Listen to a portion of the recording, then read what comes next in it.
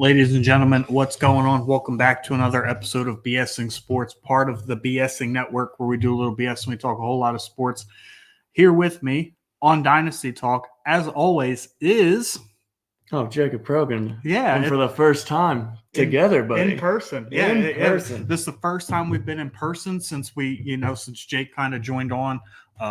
Love having him here. It's been a while since you've heard our voices. I'm sure we haven't produced a podcast in a while. Jake, why don't you go ahead and give a little bit of detail as to why it's been a little bit since anybody's heard us. Oh, yeah, man. Nobody's heard us in a while because I've just been going through a lot. I've been getting out of the military, trying to get my life together, and just kind of going about it. Congrats to Jake on, 10 years? Yeah, almost 10 years. 10 years of service, man. That's 10 beautiful years. 10 years of service, dude. Almost, a decade pretty much. So, yeah, let's we've got a lot to cover, right? We missed the entire draft process. Mm-hmm. We've missed everything post-draft, right? How veteran values change as well as rookies, depending on the landing spot. So this show may be a while. I don't think anybody's really going to complain about that.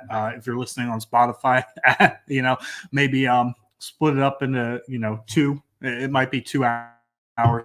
I don't know what we're anticipating. We're not really holding ourselves to a time frame, so to speak. So kick it off. We got the Chicago Bears. We're jumping right into it. Oh, yeah, with the number one overall pick. To no surprise, Caleb Williams. They added some other pieces as well. But, Jake, what is your dynasty outlook on Caleb Williams? Caleb Williams is probably going to be the most beneficial as far as all the quarterbacks that got drafted. The Bears really kind of set him up for success as far as getting Keenan Allen and getting Roma Dunze in the draft as well, and just DeAndre Swift in the free agency. So he has all the weapons around him to succeed. And so from a fantasy output, I think he's going to do great. I think he's going to – not to mention DJ Moore and Cole Kmet already being there. Already being there. I think Caleb Williams is in an interesting spot because for number one overall picks, generally you're going to a really bad team. However, as we talked about on the car ride, the Bears went 7-10 last year, right? Yes, they finished fourth in the NFC North, but 7-10 is nothing to scoff at. They just happened to make that trade, in last year's draft with the Panthers that landed them the number one overall pick this year. Thus, I believe it's playoff or bust. But as far as dynasty outlook, Caleb Williams, for me, unless you are really set at quarterback, is the obvious 101 in Superflex drafts. Mm-hmm. Obviously, all our drafts are rookie or Superflex tight end premium, so that's how we're going to kind of treat the show. But, yeah, he should be the obvious 101. I understand that there's a lot of, we'll say, animosity towards him. By the casual fan, people just don't like his style, don't like his attitude. But the reality is he's going to score you a ton of fantasy points, and he's in a great spot to do that. Oh, yeah, without a doubt. Also, don't forget to like and share this. We do appreciate it. And our Wi-Fi is kind of questionable. We'll see about if it's good or not. We are in Georgia in a cabin. Yep, we are in a cabin in Georgia. We've had a fantastic trip so far. Oh, yeah. Hiked 4.5 miles this morning before the show. Little Jakey Poo here had to take a nap. Oh, yeah. I got a nice little nap in before the show started. And so now we're going to – Yeah. But, yeah, let's stay on the Bears here. DeAndre Swift goes from the Eagles to the Chicago Bears. He was the very first free agent signed in the offseason. 3 years, $24 million, 8 years, or $8 million per year. How do you what do you value DeAndre Swift at right now, knowing what the situation is? I think he's going to be a solid, probably fringe running back one. I think he gets there in top 12, and he'll be good to go. He'll be solid for you. I think he'll catch a bunch of passes out of the backfield from Caleb Williams. And, you have – who is it, Herbert and – Yeah, Khalil Herbert and Roschon Johnson. Yeah, Roschon Johnson. There we go. That was the name I was looking for. Yeah. You have them, but I think he's the lead bell cow in that they paid him, like you said. $8 million per year. Yeah, so he's going to get all the carries. Sorry for everybody that was holding on. Roschon, yeah. I was looking forward to Roschon's career, and I'm not saying it's going to die. I feel like, there's an avenue if DeAndre Swift gets hurt that Roschon Johnson could find himself in fantasy relevance. He could even find himself in fantasy relevance now, depending on how they use him. But, yeah, I would assume that DeAndre Swift, top 15, it's a bit of a stretch for me. I just think there's so many mouths to feed in that offense, including Komet, Moore, Allen, Adunze. Like, he may not get a high volume of work, but at the same time, he'll be getting used. So I would say top 15 is probably the ceiling for me, but I would say he's a firm RB2. Who do you think finishes higher this year, Kenneth Walker or DeAndre Swift? Ooh, that's a tough one. We've had this thing about Kenneth Walker all morning. We'll get to it when we get to the Seahawks. Yeah, we had a lot of fantasy football talks on this hike, and just if that's who I have to choose between, I'm going.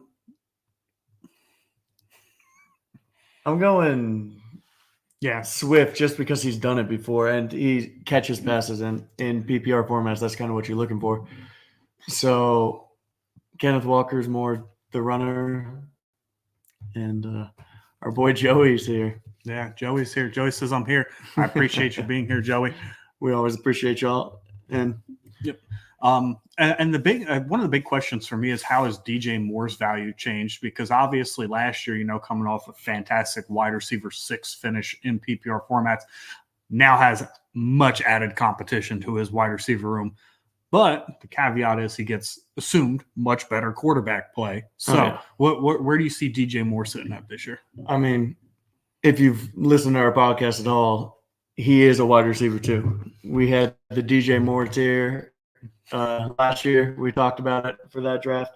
And so that's what he's going to be. I think there's too many mouths to feed, like you said, as far as DeAndre Swift and all that. And he is such a good talent that he will have wide receiver 2 numbers at a minimum. I don't think he'll be wide receiver 6 at all. No. Won't get that high, sadly. Unless Keenan Allen gets hurt 2 games into the season. But even then, I like the talent of Rome Odunze. I think he has the ability to do big things. Yep. And that's why they drafted him at the number 9 overall spot. Yeah, that's going to be an electric offense, right? To me, I got to go back to Caleb Williams real quick. I don't understand how you would not want this guy. Like, yes, Marvin Harrison Jr. is also generationally talented coming out of college. But in Superflex, right, where quarterbacks reign supreme, what more could you ask for than a quarterback going into a spot where he has 2 or 3 very good wide receivers presumed? They have a good pass catching running back. They have a good tight end. Like, what more could you want to build your dynasty team around? So the Caleb Williams disrespect, I feel like, has to stop. I don't think it's a disrespect thing. I think it's more just is like the talent's there, the arm talent's there. It's, can he put it together? Can he run that offense? Can he make sure he's not throwing interceptions? But he is a rookie, and so people need to take that into account. And most people, I mean, for the value, would rather have a wide receiver. Buy, hold, or sell DJ Moore? I'm trying to sell DJ Moore. Yeah. Do you think people are hyping up the number 6 overall finish and Caleb Williams? Yeah, I think people are assuming Keenan Allen's going to get hurt after 2 games too. I mean, it's always a safe bet to assume that Keenan Allen's going to get hurt. Yeah, missing a few games. Yeah, I'm not looking to buy DJ Moore. I may probably hold DJ Moore. But yeah, if I definitely just wouldn't buy him. It's right. Either hold or sell for me. Oh yeah. Let's go on to the Bengals here a little bit. We've got a crowded backfield. We've got T. Higgins to talk about. Joe Burrow coming off the injury. People really haven't shaken his value at all. But Zach Moss and Chase Brown provide an interesting dilemma for dynasty owners. People assume Zach Moss is kind of going to be the 1A there because of how he filled in for Jonathan Taylor. And even when Jonathan Taylor was back, Zach Moss was still producing. Good. What do you make of this backfield? I love Chase Brown. They drafted him. I like what he did when he got to play when Joe Mixon was hurt. And even then, he catches the passes. He's good. But, yeah, they did sign Zach. They signed him, and so it is going to be a split backfield. We don't know who's going to take over, but no, you couldn't see me. Yeah, Joey, we're working with the Wi-Fi here, but we see in the comments section. That's all that matters. Might not be able to bring you up on the screen. Yeah, we can see. But just let us know if y'all can't see us or if it's blurry or if you can't hear us very well. Yeah. But, yeah, Zach Moss, it's 1A, 1B, but by the end of the year, one of those two running backs is going to be the bell cow, in my eyes, at least. And I like Brown just solely for his receiving and speed factor, and they did draft him. But I couldn't have said it better myself. Chase Brown just seems like more of an explosive player, right? That screen pass, what was that, week 17, the screen pass he took to the house? Yep. I mean, if we get, even consistent, passing game usage like that, if we get 50 receptions from Chase Brown next year, like we might see, 350 receiving yards and a few touchdowns, and that'll provide some fantasy upside on itself. So if I have to go after one of these two, it's probably Chase Brown, but I feel like a lot of people also recognize what we're talking about, and I think Zach Moss might even be the cheaper option at this point. I think people are really hoping that Chase Brown comes in, what would you give up for Chase Brown or Zach? 20, 25. If I'm a contending team, right, because that's the only way I'm buying running backs, I'm giving up my 25 second. I was about to say a second isn't too much to ask, but that's if you're contending. Yeah. With assuming that 2024 drafts are passed by now, most leagues they are. Yeah, I'm giving up my 20-25 second if I'm a contending team, right? I don't want to give up an early second, especially not for Zach Moss. So fair enough. And then one more elephant in the room with the Cincinnati Bengals. We have to address the fact that T. Higgins, on the trade block, who hasn't signed a long-term deal with them yet. What does this do to his value? And is there anywhere that he can go that is going to drastically change his value? I mean, his value is still wide receiver too. And so I don't see that changing anywhere right now. And it comes down to if they do trade him, but I don't think they're going to trade him. And there's a lot of hype between the Alabama receiver they drafted, Jermaine Burton. That I see Burton being Boyd 2.0. He's the third receiver in that offense. And so T. Higgins, he's going to get you your wide receiver 2 numbers. He's never going to be that wide receiver 1 in my eyes as long as he's with the Bengals. But we don't know. I don't see him getting traded. They'll find something out, or he'll just go test the free agency next year. Keep trade cut. T. Higgins, Michael Pittman, Jackson Smith, and Jigba.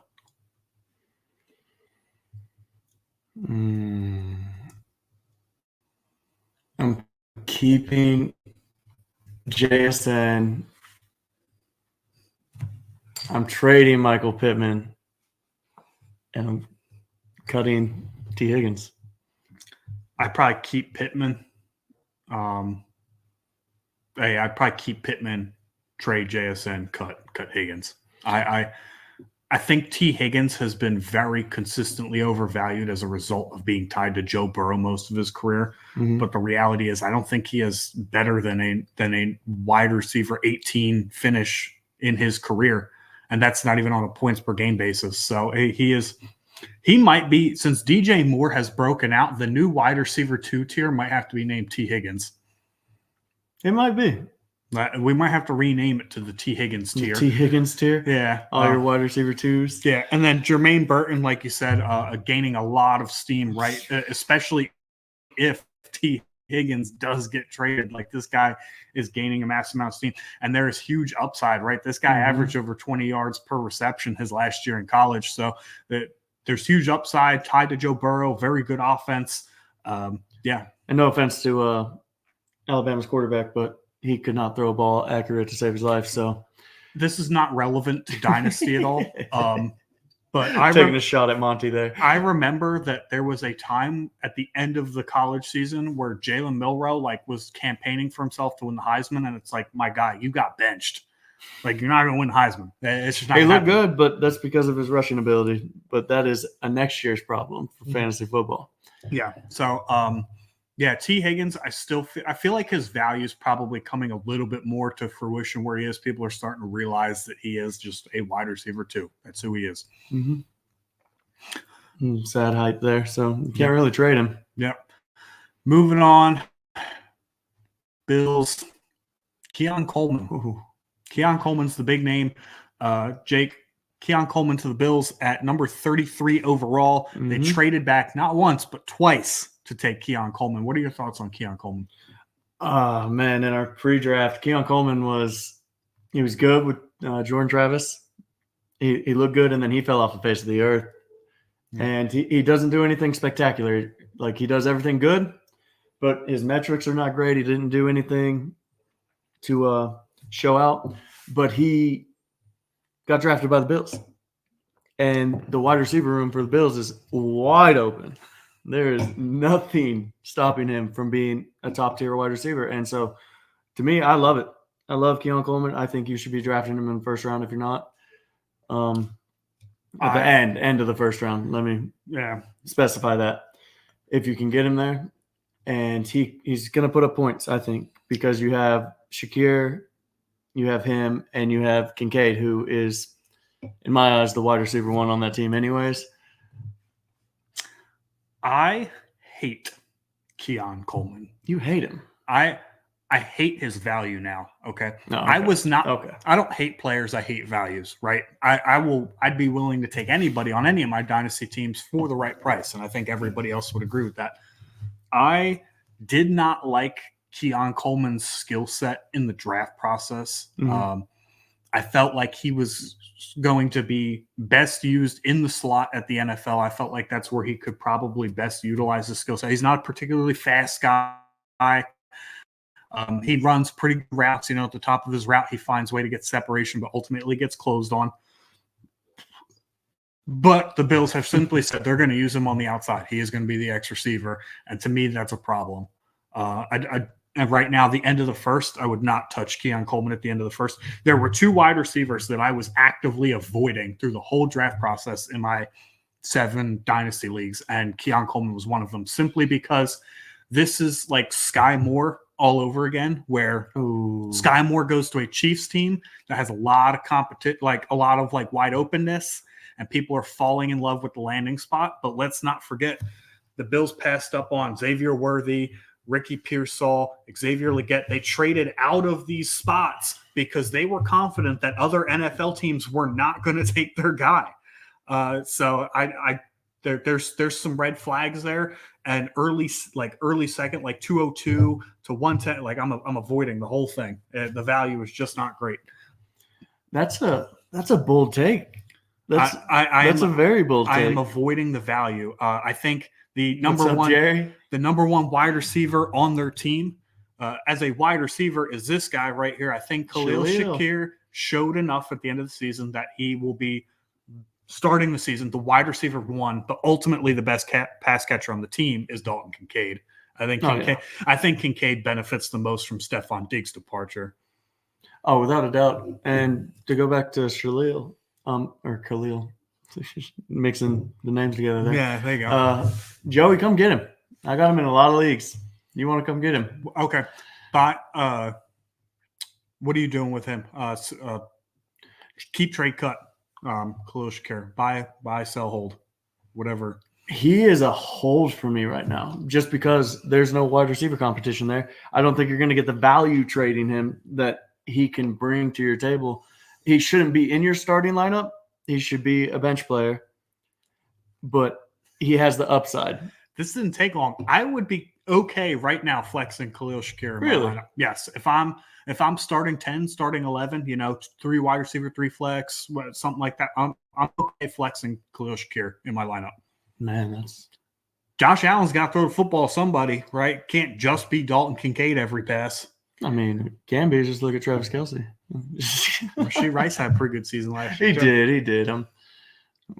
We'll get to that one in a minute. So, yeah, it took us all of 3 teams to start disagreeing. Here we go. Got a comment from Jerry. Cook should have another good season since there's not many other weapons on that team. Yes, I agree. We do need to touch on Ray Davis here for a second. I do believe that they drafted Ray Davis to take some of these goal line touches away from James Cook, but ultimately James Cook being a receiving weapon, that might come more to light this year. We will see, but although running quarterbacks are not very famous for getting their running backs involved in the passing game, Jake, what's your take on James Cook? I love James Cook. I like what he did in that offense when they changed offensive coordinators. Just like you said, he looked good at the end of the year. And so I'm high on James Cook this year to see what he does. But like you said, Ray Davis is on that team. He's heavier back, and he's going to take those goal line carries. So it's nice to have James Cook as like your running back 2 in my eyes. Don't rely on him to give you running back 1 numbers every week. Just sparingly. I would keep him. I'd be okay with James Cook being my running back 1 in a 0 running back build. Like if I was just going for like a certain tier of running backs, like if I stacked up Monty, James Conner, James Cook, stuff, people like that, like I'd be very confident with it in a 0 running back build. Even in a hero running back build, I might be okay with him being the RB1, but he has his limitations as well, being as small as he is. I can agree with that, but I mean, he's fast, he's quick, he's proven that he can catch passes, and who knows? Yeah, who knows? Broncos, take the floor, buddy. Since you want to draft all their players, and everybody's going to be number 1 at their position for the Broncos. Go ahead, take the floor, buddy. Okay. Bo Nix, Pro Bowl, 4,000 yards his first season, 40 tutties under Sean Payton. So, if you didn't know already, I'm a Denver Broncos fan. To those that are watching this for the first time. And I sadly let that affect my fantasy football leagues in every aspect of the word. Every single season he does it. No, I'm not going to. I didn't pick this guy just because he plays for the Broncos. This man drafted Bo Nix as his QB5 in one league. QB5 at like 203. There were other options in that tier available, but I digress. This is your team. Let's start with Bo Nix. Top 6 quarterbacks went in the top 12. Bo Nix obviously being the last of them. Do you feel like Bo Nix is being slightly disrespected in Superflex rookie drafts, being a top 12 overall pick? I don't think he's being disrespected. I just think we've moved on from the Broncos being relevant in anything. That's been shown for the last decade now. And it's a sad fact, but there hasn't been any fantasy relevant players. And so why would Bo Nix be any different? That's Sean Payton's guy. That's who he just drafted. I like what he does. He gets the ball out of his hand quick. He's accurate. He literally just set the college football record for completion percentage. Yeah, completion percentage. So he's smart and he's older. He's played a lot of games, and Sean Payton wants that. And it's Drew Brees-esque. Yeah, that's what people say. I don't see it. He has rushing upside. I think there's a very optimistic comparison that this is Sean Payton's new Drew Brees. And when I say I very optimistic, right? It is still, massively early to make that kind of, assumption. But I can see, I'm not saying he's going to be Drew Brees. I can see where some of the similarities are, right? Mm-hmm. Not a terribly strong arm, makes quick reads, though, makes accurate throws, right? He finds the open receiver. And that's kind of what Drew Brees, did his whole career. Very accurate thrower, not very much known, even when he was in San Diego with the Chargers, not known for pushing the football down the field. So do I see a resemblance? Yes. Do I think he's, Sean Payton's Drew Brees? Break pump. I mean, to each their own. I think Sean Payton thinks any receivers can work in his offense. He can make him do whatever he wants when he wants. Brees won a Super Bowl, I think, with Lance Moore and Devery Henderson. But I do digress. They did draft Troy Franklin in the 4th. He slipped. I want to get your thoughts on that when you get back. But you say he didn't slip? No, he's drafted exactly where he should have been done. Fair enough. But I'm excited. I have shares of all those guys. They drafted Audric Estime, who is more of a downhill runner. He's not really a pass catcher. So I think Javonte Williams is. Who are they throwing to? Yikes. Javonte hasn't proven anything. Who has a worse record, Pats or Broncos? Sorry, buddy. That is from Jerry Bagshaw. First off, thank you for the comments, Jerry. We will get to that question at the end. We do appreciate it. But yeah, I think Bo Nix is at this current value is probably one of the safer picks in rookie drafts. Look, the Denver Broncos drafted this guy at number 12 overall. He's going to be there for probably the starter for at least 3 years, right? And yes, Jared Stidham's probably listed number 1 on the depth chart right now, but we all know that Bo Nix is going to be the starter come week 1. Yep. And I think he has a coach that, this is his guy. He's willing to fit into this system. They're going to build around Bo Nix. Do I love their pass catching group? Absolutely not. They are.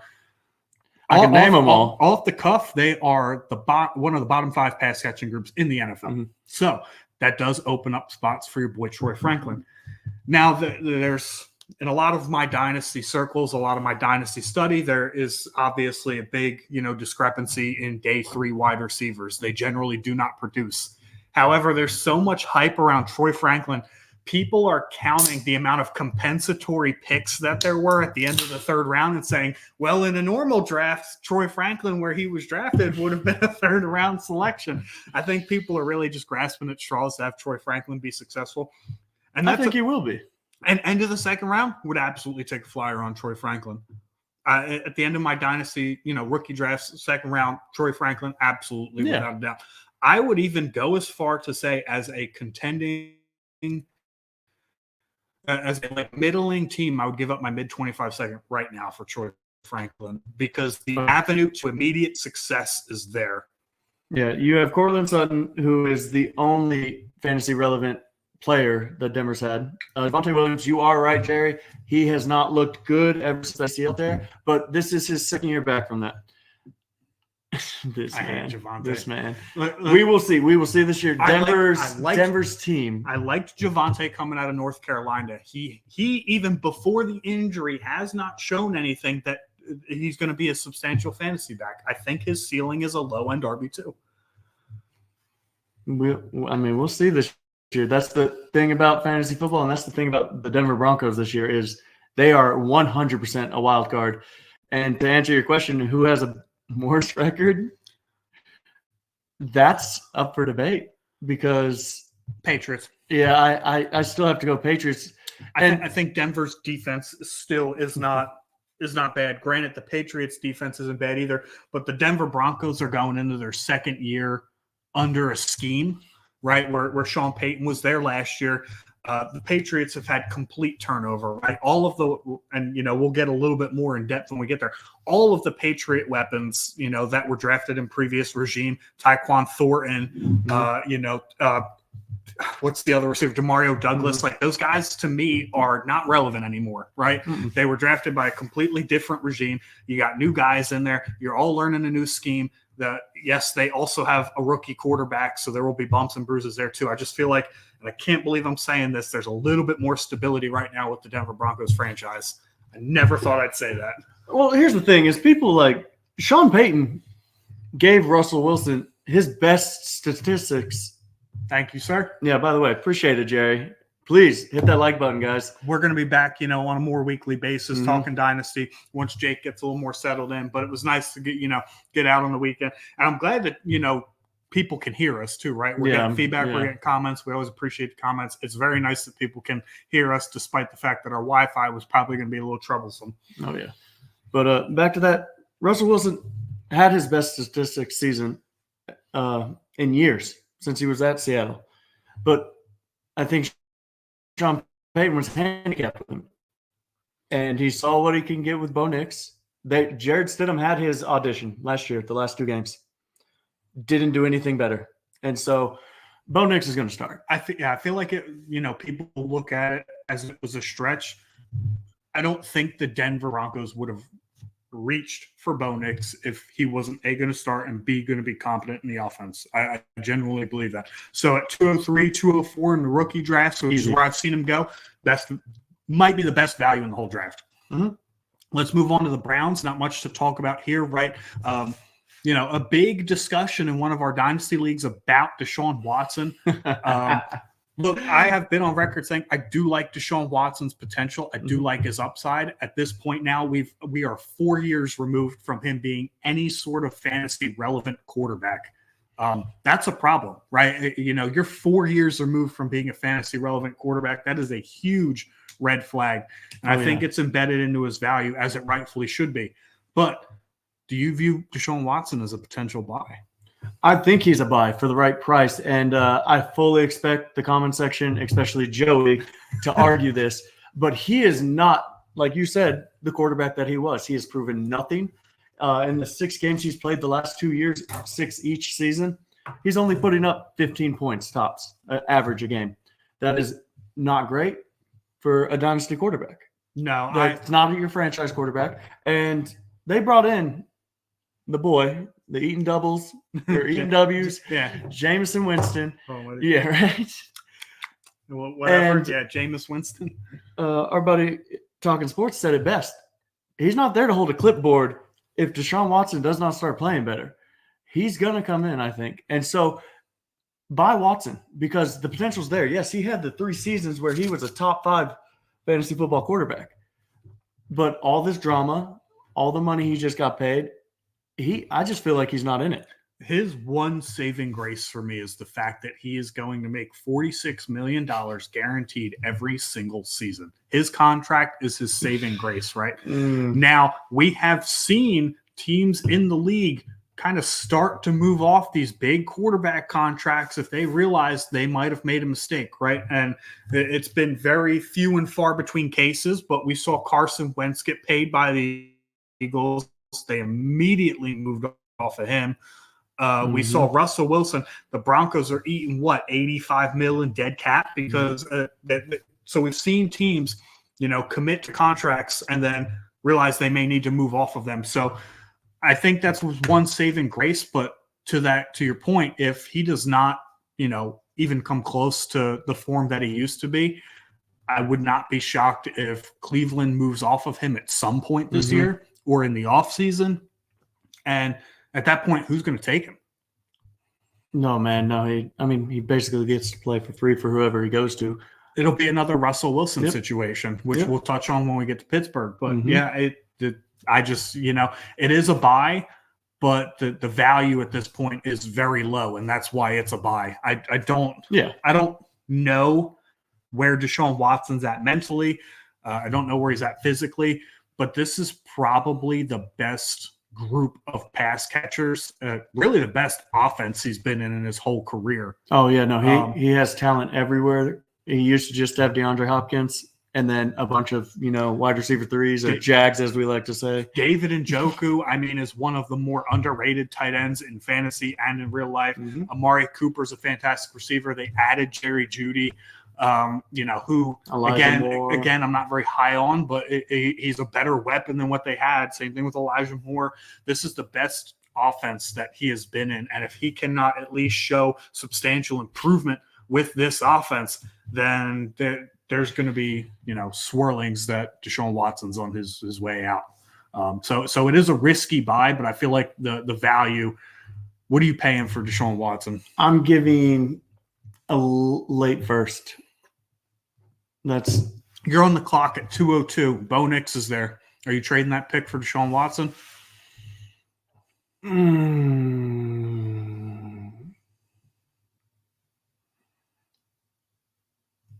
Man, I don't think I can. I don't think I can. Just Bo Nix is, only 4 years younger, which is crazy to think about. But I just don't like what I've seen from Deshaun Watson in the last 4 years, like we've talked about. He's 4 years removed from being relevant. He's had all this drama. He's been injured the last 2 years. I don't think he has it anymore. Christian Gutierrez, our boy Gucci, thanks for tuning in, Gucci. He said, yes, you are absolutely trading that pick for Watson. I think he said that mostly because the comment before that was Broncos suck, which he is saying that because Jake is a Broncos fan and Gucci is one of his friends. So, those that don't know is Gucci's my co-host on the BS and Sports Bets podcast, which we will get once I'm settled back into. I do apologize, ladies and gentlemen. Appreciate all the love we do get, but I've just been busy.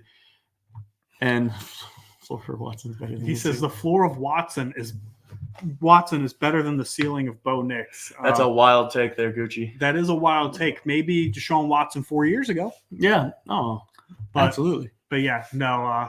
I think I'm probably. That's a tough one. I am definitely taking Bo Nix with that pick if I am rebuilding.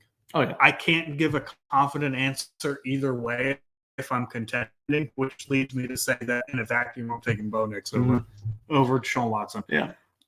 That's just where that's at. And that's where we have him. Yeah. And people like Joey Silva, our boy Joey. You really want to harp on this, don't you? Yeah.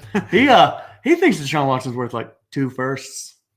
I don't know that he thinks that. I didn't hear him explicitly say that. But yeah, anyway, nonetheless. So for those of you still listening, and the backstory to that is there was a trade offer sent out yesterday. It was Jake was going to give up Kyler Murray for Quentin Johnston, Daniel Jones, and a 25 first. I don't know where the 25 first was going to be. We'll assume mid. Jake then countered with Deshaun Watson, Quentin Johnston, and A.J. Brown for Kyler Murray and Terry McLaurin. I think the counter's a little bit closer to fair. But that's, to me, still needed some tweaking. I didn't think it was a terrible trade, but that's my own opinion. I really, really, really like Kyler Murray. Yeah, I love Kyler Murray, and we'll get into that when we get to the Cardinals. Yeah, we're very close there. Let's go to the Buccaneers. We're already 40 minutes into the show, and we've talked about 4 teams. So let's go to the Buccaneers. Man. One guy who I have seen repeatedly in all my leagues get disrespected, and I know it's running back disrespect season, but this is like disrespect, is Rachaad White. Man. I know you tried to trade our boy Timmy. Thanks for listening, Timmy, if you're listening. Rachaad White, and his comment was, the only reason Rachaad White is valuable is because he gets all the carries and all the receptions. It's like, thank you for making my argument. Yeah, what do you want here? from a running back? And they didn't look. People are going to be insanely high on Bucky Irving for whatever reason. He was a 5th round draft pick running back. Okay, he is not. I would bet that he is not going to make a substantial impact into Rachaad White's touches. Rachaad White is still going to be an RB1 again next year, strictly because he is a running back that gets all the touches and a hell of a lot of receiving work in an offense that actually looks pretty good. Competent, yes. Yeah. Went to the playoffs. Yeah. So and Baker Mayfield just signed an extension. Mike Evans and Chris Godwin are both back. Yep. That whole team's coming back. I know they did lose Dave Canales, but nonetheless, Rachaad White has built each year, right? And he's still on his rookie contract. He's still pretty young. I think Rachaad White disrespect might be a buy, which is weird. Man, and I'm trying to sell him in every league because, I don't see the avenue to where he is. What did he finish? Running back 4? Yeah. I think that's like, that's a little bit – inflated, but and that's what I'm trying to say is like that's why I'm trying to sell him high right now is if I can get a James Cook and some. Christian Gutierrez does not want to face the fact that the Cowboys got ran out of their own stadium by the Green Bay Packers. That's what that comment is about. Oof. Yeah, Gucci ran out. It was actually worse than the Eagles and Bucks game. It's terrible. The Eagles-Bucks game was 16-9 at half. The Cowboys-Packers game was over halfway through the first quarter. Yeah, but that's not fantasy football relevant. It's just a fun fact. No, it's just the truth, and Cowboys fans don't want to face it. Anyway, but Rachaad White, I think is one of the biggest buys of the offseason, which is weird because, like I said, this is usually running back, depleted value season. Yeah, there's very few running backs that people want. And I think he's just – you have to get – man, he's on one today, I see. Yeah.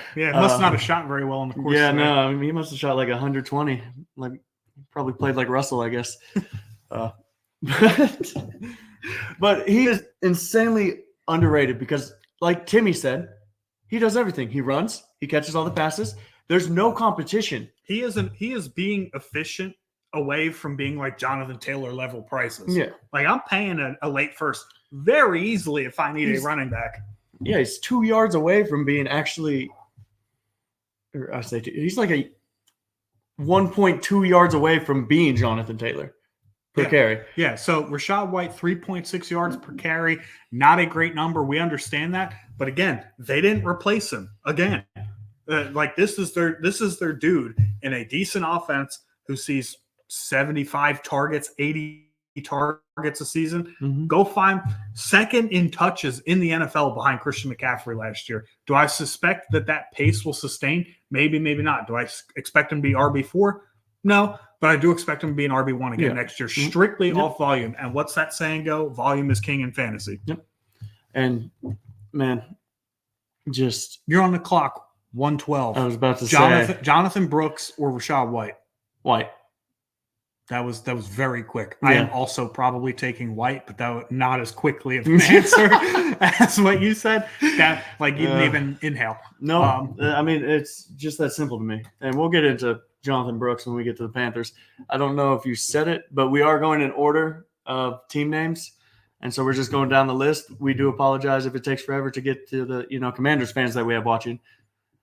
Or no, never mind, not the Commanders. No. That's Washington. But yeah, that'd be the Redskins. Yeah. Ooh. Vikings. Yeah, the Vikings are last. Which is interesting because they do have an interesting scenario to talk about. They do have a fun one to talk about. We'll have to get there, but let's get to the next group. Cardinals. Man. Oh, Z Money. Oh, here we go. I haven't heard from Z Money in forever. What's up, Z Money? Have not heard from you in a long time, man. It is good to see you pop up on our feed again. I don't know about best wide receiver in the league, but I would probably sell the house for CeeDee Lamb in Dynasty. Yeah, because that's what it costs. And there's very few players like that I would buy at cost in Dynasty, and CeeDee Lamb's one of them. Yep. No, you are right there, Z Money. Man, where have you been, dude? It's been a while. Z Money, dude. I mean, we haven't done a fantasy football live show in a while, or a football live show in a while for that matter. So it's good to see Z Money.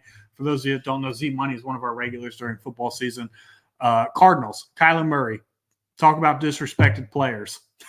I mean, it's his height, right? There has to be. Or how he runs. Like he runs like Pacheco kind of a little bit. Awkwardly. I just don't understand. Neither do I. I'm just trying to make excuses here. Is it the ACL injury? Because when he came back off that ACL injury, he scored 19 points per game in 4-point passing touchdown. Now, remind me, that's good, right? Yeah, that's good in fantasy football? Yeah, so that's top 10 in points per game over the season. More than Patrick Mahomes and CJ Stroud, by the way. Man, those are hard facts right there. Yeah. But cold beer. And that was without Marvin Harrison Jr., who the room got better, and Kyler Murray's still being hated on. Kyler Murray's a top 10 dynasty quarterback. Easy. I would go on this legend. He's top 5 this year. No ifs, ands, or buts. What changed? He got better. Kyler Murray or CJ Stroud. Kyler Murray, easy. Kyler Murray or Justin Herbert. Kyler Murray. Because you're missing the one key factor with both those guys. Kyler Murray is gonna run. He is going to give you the rushing yards. Legs are about this long. And in fantasy football, I mean, you're not wrong. In fantasy football, that is king, is a running quarterback. And that is what you look for. You get it in Jalen Hurts. You get it in Lamar. And top it off, he was about 10% off his career pace as far as his rushing production goes last year coming off the ACL. So one full season coming off the ACL injury. Yeah. Kyler Murray at QB 11 on Keep Trade Cut right now. I'm buying at those prices. I'm buying a lot at those prices. Oh, yeah. I do have multiple shares of Kyler Murray, which is pretty rare because I'm not in enough leagues where I keep multiple shares of players. Mm-hmm. But I like Kyler Murray. So see. It's these Cowboys fans, man. These Cowboys fans, man. They be saying Z Money. I heard Zeke actually replaced his knees, so he's in his 2016 prime. Just a rumor, though. Jake, that's good for your Pee Wee team. That's good for my Pee Wee team. That team needs to perform because I do not have my 25 first. Speaking of Justin Herbert, though, we've got the Chargers up next. Hold up. We missed two huge players. Yeah, you're right. We missed James Conner and Trey Benson. Not who I was thinking about, but those are players. We do have to start, though. Trey Benson, James Conner, right? James Conner, I believe, is on the last year of his deal where he's not cuttable. I think he has 2 more seasons left, but presume that they may cut him after this upcoming season. Oh, yeah. What is his value right now as a contending team with Trey Benson coming in? Do you think James Conner has a little bit of a buy window right here?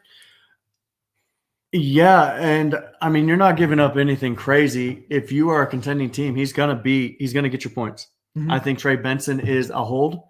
If you draft him, you're holding him till next year. James Conner probably won't be there. And or you hold him because James Conner does get hurt. It's a consistent thing in his career. But right now, give up a late second for James Conner. Why not? He's going to be a running back 2 minimum.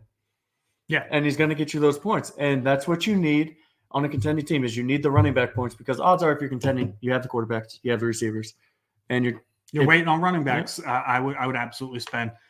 I would throw, if I believe that I'm going to be a playoff team this year, I'd throw my 2025 second at James Conner. I don't think Trey Benson really comes onto the scene until the start of 2025. I think this is his last year of, being a bell cow. Christian Gutierrez in comments says no McBride talk. Well, I mean, we're gonna get there. McBride is like a top 3 dynasty tight end. I think that's. I'm gonna go top 5 just to be safe because they did just take Marvin Harrison Jr. McBride or Laporta. McBride over Laporta. Yeah, I think this is probably going to be controversial. I think Laporta takes a huge step back this year. I think Jameson Williams takes a step up. He sees less touchdowns this year, and that kind of affects him. I think he's still a top 5 tight end. I'm not saying anything rash here, but I think Trey McBride behind Marvin Harrison Jr.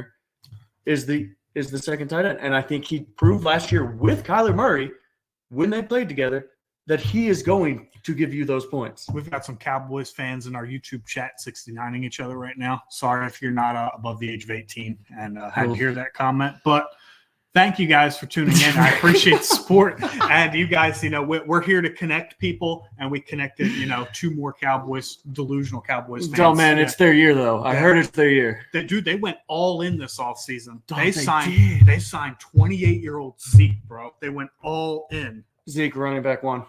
Calling it this year. Is there. On the Cowboys, yes, he is running back 1. Anyway, if you're wondering what's being said, please tune into our YouTube channel to watch this show. It is actually it's pretty good chat over there. No, man, they are going at it. That's fun. So McBride you take McBride over Laporta. I don't hate that take, and I say that because you could make the argument that Laporta on any given day is the third target on his team. Who, Laporta is? Yeah. You can make the argument that on any given week, he's going to be the 3rd best receiver on his team. Jahmyr Gibbs, Jameson Williams. Amon-Ra is... Amon-Ra's number 1, clean cut, through and through. He's the number 1 guy every week. There will be weeks where Jahmyr Gibbs is more involved than Sam Laporta. You cannot make that argument on the Arizona Cardinals. It's Marvin Harrison Jr., Trey McBride, Marvin Harrison Jr. You can't forget Michael Wilson's clearly the number 3 wide receiver. Without that. Yeah. So that'd be the only avenue where I could say I agree. I know Sam Laporta's coming off a fantastic season. Very touchdown inflated though, whereas Trey McBride was not. So from a fantasy take, it's not crazy. I probably take Laporta over McBride, but it's very close for me. I think McBride's top 3. Who else are you taking over, Kincaid or McBride?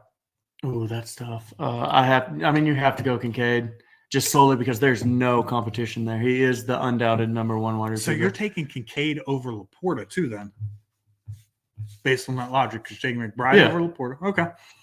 That's why I said top 5. That's why I said because there's. Let's be honest. 5 tight ends that are gonna get you it.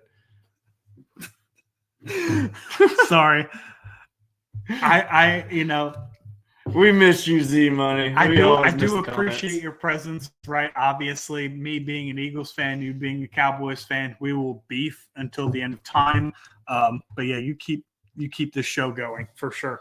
Definitely not Gucci, but yes, Z Money, you keep this show going. We appreciate our loyal fans as always. Y'all make this always a great show. For sure. So McBride, Marvin Harrison Jr., Kyler Murray, I like that offense. I don't think they're a particularly good team, which makes it all the more reason you should buy any of those 3 players. Are Marvin Harrison Jr. and Trey McBride going to be cheap? No. Should you buy them? Yes. That defense is terrible. Oh yeah, 100%. I'll go out on a limb here and say that the Cardinals can win their division. Yeah, okay. Being a betting man, we're moving on to the Chargers. Chargers, let's do it. Yeah, a team that cannot win their division. The Chargers are always going to Charger. Can we just Phillip Rivers couldn't do it, Drew Brees couldn't do it. Nobody is going to take that team to the promised land. LT got let down for so long, but the Chargers, Justin Herbert, Justin Herbert there might be a buy window here, and I want your opinion on this because, obviously they lose Keenan Allen, in the offseason. Uh-huh. They lost Mike Williams back in September. So, it is what it is. He hasn't been there for pretty much the whole year anyway. Mm-hmm. They add Lad McConkey, but there is an assumption that with Harbaugh coming in, they are going to be so run heavy that Justin Herbert is not going to be the fantasy titan that he once was, over 20 points per game for his career, by the way, and was averaging more points per game than Patrick Mahomes before he went out with his injury this past season. But what is your take on that? Does that create a buy window for Justin Herbert, or are you buying this news? Oh, I'm buying Justin Herbert. No ifs, ands, or buts. He didn't have Mike Williams. He didn't have Keenan Allen. Eckler. No, he didn't have Eckler for a large portion of the season. Didn't have Mike Williams. He was throwing to wide receiver 4s and 5s, and he was still putting up fantasy points. He is a buy. People just buy him low right now. I would trade man, that's tough. I would trade Dak for Herbert. Hey, where's Joey? Read this comment, because you are the only person on the face of the earth that believes Quentin Johnston's value has gone up somehow. Yeah, Z-Money, we got in this argument yesterday with Joey about it. Quentin Johnston, yes, there is first-round draft pick. Yes, we get it. He had every opportunity last year to show anything. Like you were a first round pick, and your competition, once Mike Williams went out, Keenan Allen was there for a large portion of the season. So your competition as the number 2 receiving target with Williams and Eckler out was Josh Palmer, and you did so bad that you couldn't even be better than him. Not that Josh Palmer is super ass, but as a first round pick, you got to do better than that. And he did nothing. And so we get it. You got to let go of the draft, first round draft pedigree there, because you did nothing. And you have a chance this year. He has a chance. The upside is there. So I'm buying Quentin Johnston stock if I can. Yes, but I'm not paying first round draft capital for it. At the suppressed value that the community has in that, right? I offered I offered a 2025 second for Quentin Johnston as a 2025 third. To me, that's where I feel like he's at. I am worth sending this all the way up. Oh, he tuned in and he shared your stuff, bro. Oh man, okay. Here we go. First chug, baby. I do have to do this. So I sent it to a bunch of my friends. I was like, if you share this and tune in, I will give you a shout out. This is to the true Six King himself. Here we go, baby. Who is wearing the most American outfit. If you can find him on social media or anything, go check it out. I know he posted his outfit. True American right here. If you want to join the Air Force, hit him up. He's a recruiter. Yeah. But I would shotgun a beer for anybody that would share. So I have to do this. I mean, I don't have to, but you said it. You have to do it. No. I mean, I'm doing it, but I will shotgun this beer. We do interrupt this program. Can I get a chug in the chat, please? But Gingy, this one's for you, buddy. This is gonna hurt. Ooh, don't fall. Yeah. Can I get a chug, please, in the chat? Thank you for sharing this to your social medias there, Gingy. We appreciate the support as always. Even though if you're here just to troll Jake, that is fantastic. I gotta go throw this away. Thank you for tuning in, Ginge. We appreciate it. We appreciate those chugs in the chat. That is fantastic. Chargers, yes. Justin Herbert, I have a couple shares of him. I am looking to hold those shares because of the suppressed value. However, just like he's done all throughout his career, with Mike Williams consistently hurt, Keenan Allen consistently getting hurt, Justin Herbert will come out and produce because he is a good quarterback. That's just the way it is. And potentially, he could end up, maybe the passing volume subtracts a little bit, which I don't necessarily think it will, because it's not like the LA Chargers added a stud running back, right? Gus Edwards is fine. He has a role. J.K. Dobbins has been hurt the last 3 years. It's not like they added, a running back where you're like, yep, that's going to be the guy to take passing attempts away from Justin Herbert. He may be more efficient, even if he does lose the volume. Let's get into J.K. Dobbins real quick. Okay. I offer you a third-round draft pick in 2025. If I'm contending, I'm taking Dobbins. You're taking Dobbins, right? Yep. Dobbins has upside, ladies and gentlemen. Nice. If you can give up a third, It's nothing. And that's the guy I want. That's who I want in that offense. He has the catching ability. If he can just stay healthy. And we have Gus Edwards. That's his competition right now. And to me, that's not a lot. Gus Edwards is old. He will get his. But do what you can. I'm going to crack open this cold one for the boys that just made me chug that. I hope you enjoyed that chug, boys. And I appreciate everybody's support here. Please don't forget to like or subscribe. If you prove that you subscribed because of this episode right now, Jake will chug another beer. Oh, man. Good luck sending me a message right now. We're in the cabin. So, so the Chargers, Josh Palmer, maybe a little bit of a buy. If I need a depth receiver, I'm throwing probably a 2024 third round pick at it. I don't, if your rookie draft hasn't ended, but if your rookie draft has ended, I'm throwing any third round pick. I might even pair third round picks and just throw them at Josh Palmer. Did we say what we would give for Quentin Johnston?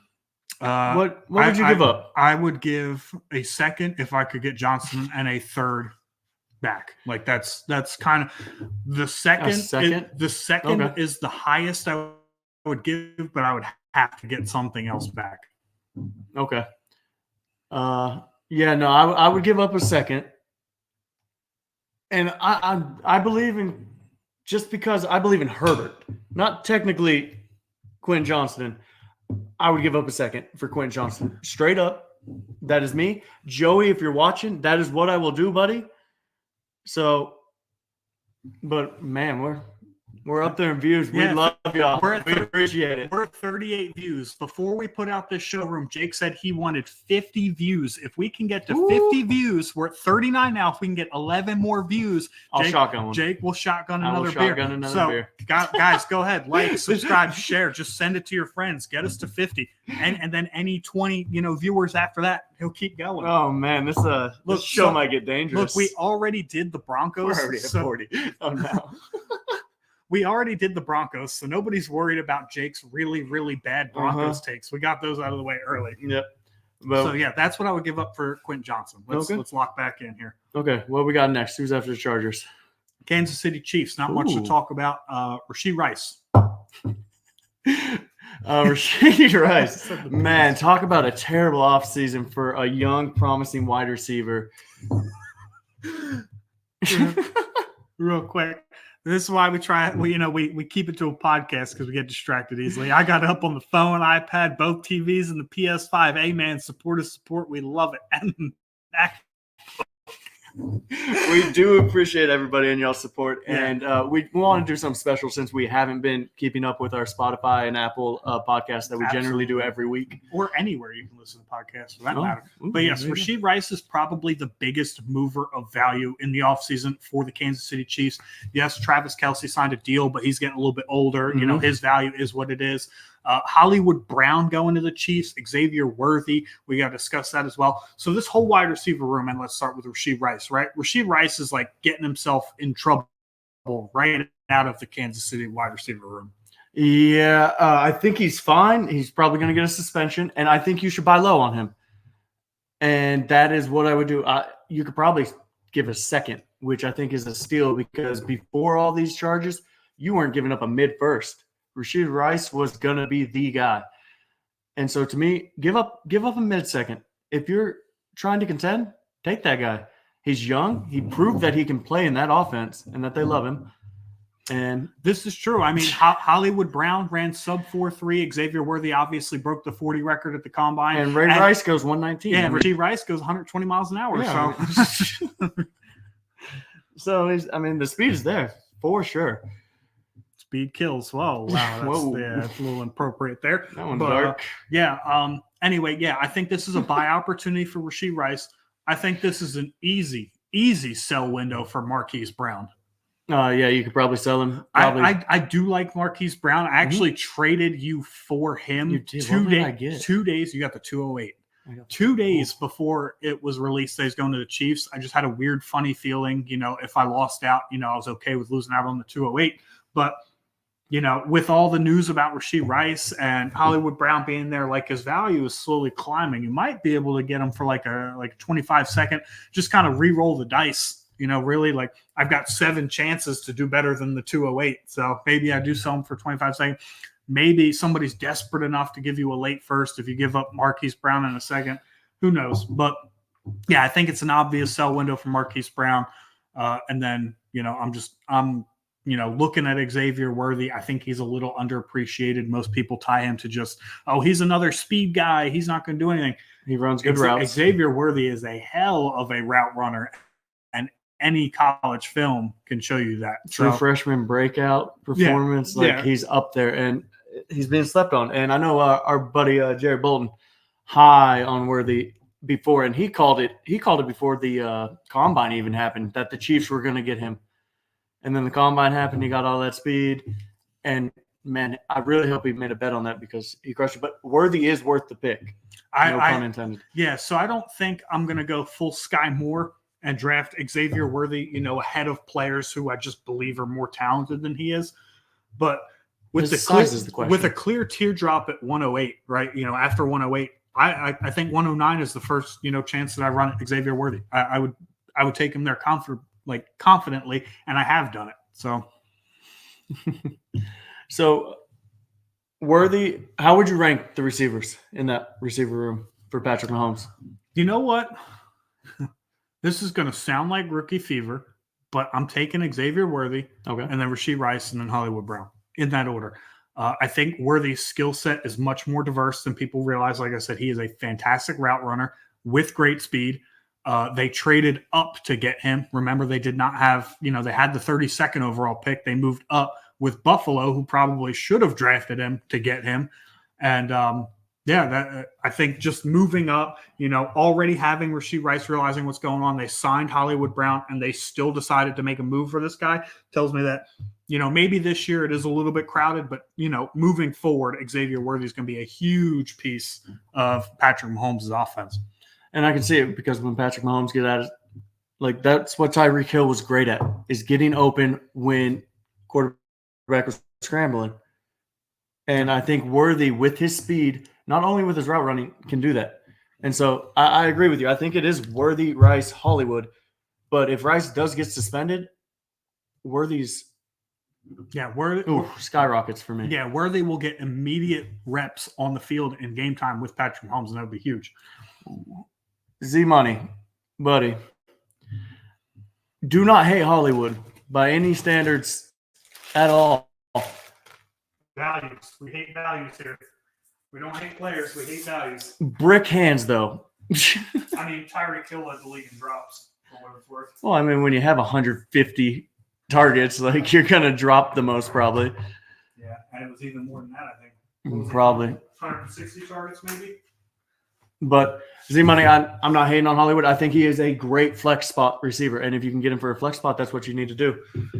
But I digress there. What we got after the Chiefs? Colts. We got the Colts. So we got AR-15 coming back from his injury. And, in the, 8 total quarters over 2 games? Top 8 Dynasty quarterback, just off the cuff. We don't even need to list out players. Top 8 Dynasty quarterback. Man, the guy averaged over 20 points per game, and in 2 of his games, he only played 33% of the snaps. I get it. The upside is just the upside's there. Through the roof. Yeah. Oh, the upside is completely there. QB1 on the season there. Okay. I see what you're saying. I don't hate it. I'm not negating it. I'm Anthony Richardson, lover and collector of cards here. So I believe it. I just want to see him healthy. And if he's healthy, man, he's going to win so many fantasy leagues for people. But you're going to pay that price to get him. So good luck with that. That is the gamble you will get. But if he stays healthy, you're not going to regret it, in my eyes. Yeah. And then can we talk about running backs that are disrespected? Jonathan, you think Jonathan Taylor's disrespected? I think he is. I think people will. Would you give up multiple firsts for Jonathan Taylor? No, I'll give up. I would have gave up the 105 this year for Jonathan Taylor. What about 225 firsts? Probably both mid. Both mid? Oh, man. Am I contending? It all comes down to contending to me, because the league is very mid. Like you could be a contender. Last year you missed the play. You were the first team out of the playoffs. that's why 38 people are waiting on. They're talking about Dak. Oh, Dak. Oh, God. Oh, yeah, that probably is what everybody's waiting on. Yeah. But Jonathan Taylor is disrespected. He's going to be a top 5 running back. Okay, you didn't answer my question. What'd you ask? Two first? Yeah. First. Sorry. In my head, I answered it. Give me Jonathan Taylor.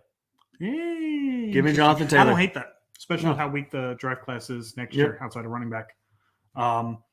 So, and then we have to talk about Adonai Mitchell. I hate there were 2 receivers that I was avoiding, Keon Coleman and Adonai Mitchell. When you openly admit in your combine presser you run plays at 25% so you can stay on the field the whole time. I'm gonna pause you real quick. If you have not watched our film study of Adonai Mitchell, please go watch it, because before he even had the combine, we had this talk. We're like, man, he does not run full. He does not run very fast. Like, what is going on? Like what?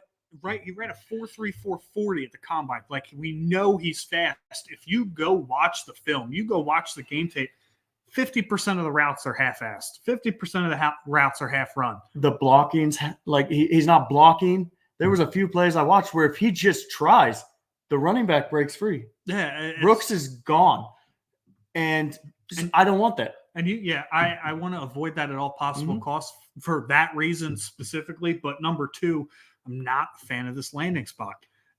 Most quarterbacks that run as much as Anthony Richardson generally don't tend to support multiple pass catching options as far as fantasy relevance. I don't think Adonai Mitchell from a talent perspective is that much better than Josh Downs or is that much better than Alec Pierce that I am jumping at the, gun to get this guy, right? I think it's Michael Pittman as far as pass catching goes, or busts. That's who I believe. That's who I'm buying into in the Colts offense. By the way, we're at 42 We're viewers. at 42 viewers. I'm scared. I'm not going to lie. Close. Shotgun another beer does not sound fun. Yeah, 50 viewers, we get that beer. But yeah, Adonai Mitchell, I am not a fan. He is the second wide receiver I'm avoiding in all of my Dynasty rookie drafts. And to put that in perspective, in case you think I'm lying, there was a league where I had the 205, 206, 207, and 208. I drafted Leggett, Pearsall, and I forget who the other one was. I forget who else I drafted there. And then at the 208, I traded out of that spot because Adonai Mitchell was the top player available. I just dealt it. I don't want Adonai Mitchell. And then that person tried offering me Adonai Mitchell back in a trade late, a couple weeks ago and said, hey, he has top 10 to 15 wide receiver upside. I was like, no, he doesn't. I was like, get out of here. No, he doesn't. No, he doesn't. And Adonai Mitchell to me is just Gabe Davis 2.0. Like, I mean, all the hype's there, but he's going to let you down.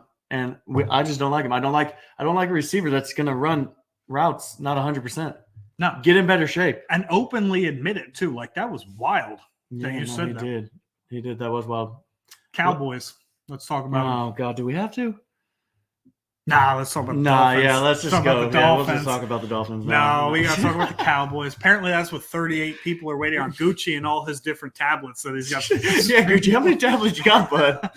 Yeah, how many electronic devices do you have in the house? By the way, we're still at 44 viewers. 6 more until Jake has to chug another beer. He's an iPad kid. Yeah, so Z-Money goes, did y'all see his haircut? Did y'all see Dak's new haircut? No, but nope. Joe, you got to wear a headband, dude. You got to do the Patrick Mahomes. You got to wear the headband. That's how you know you're going to be legit. No, but I actually think let's talk here. Dak Prescott, underrated. Underrated. In fantasy. Criminally. In fantasy. Yep. Let's really stress that in fantasy, he is very underrated. Okay, I won't go that far, Z-Money. He is not the best quarterback in the league. Let's chill out here. He needs to win at least one playoff game before he can even start saying that. He needs to not get dusted at home by the Packers in order to do that. No, but more fantasy points per game over the last 5 years than Patrick Mahomes. It's insane. Yeah, the fantasy production is there. You know the Cowboys are going to re-sign him to a contract extension. I know there's a lot of controversy about that right now. And Mike McCarthy just loves to throw the football. And on top of that, they don't actually have anybody to run the football right now. They have the ghost of Ezekiel Elliott, Rico Dowdle, and God knows who else on that team. The short one. Oh, Deuce Vaughn. Deuce Vaughn, baby. Deuce Vaughn, baby. Deuce Vaughn. That The is short actually one. your running back one for the Short Dallas one. Cowboys. The short one. Dude, he's like 5'6". Yeah. So you have CeeDee Lamb, awesome. Yep. Jake Ferguson, awesome. Another underrated piece for Dynasty. Who else you got after that? That's it. That's it. Michael Gallup's not on the team. Brandon Cooks doesn't scare me. It's literally the Dak and CD show, and part of the issue is every team knows that, but nobody can stop it. Yeah. I mean, CD's just that good. And if you, man, I really hope you. See, like I said, CD's one of few people I'd probably pay at cost price for. Yeah, no, 100%. Yep. You have the three receivers: Jamar Chase, Justin Jefferson. Whoa, and 3. I mean, for cost. You would not pay cost for the Sun God? No. That's rough. I know, and I love him so much. That's rough. I'll be honest. 20.4 points per game, basically the same as Tyreek Hill last year. I know, man. That's I know. rough. Jake likes to see these nuts. I can't believe you read that. I mean, it's on YouTube, dude. It's on YouTube. People watching us see it already. Comment section. I mean, I'm glad they love me that much. Yeah, people talk about you a lot. They do. And good, bad, ugly. It's all the same. And you don't perform. You're like I'll wear 45. And you're like the Dallas Cowboys. Actually, that's not true because actually, you know what? I like that you said that. I am America's podcaster. I'm their favorite podcaster. You got that right. And you don't perform for squat. Yeah, I'm not clutch. No, not at all. No. I did beat you in pool though. No, actually, I beat myself twice in a row. But that's beside. Okay, so we talked about Dallas, Z Money, Gucci. Hope y'all enjoyed that. Zeke, if you're contending, paying a 3rd round pick for, are you paying a 2nd for Zeke? I'll pay if I'm contending, I'll pay a 2nd for Zeke. Yeah, I'd probably pay a 2nd for Zeke too. You can talk me into that. Yeah, late 2025 2nd. Yeah, I'd throw it at Zeke. And if I'm rebuilding, I'm taking that for Zeke. And over fist. I'm laughing to the bank. Yep. I think because he did it with the Patriots. He actually was fantasy relevant, and he probably won some people playoffs. Yeah, he caught a lot of passes. Oh, so many bad. 46.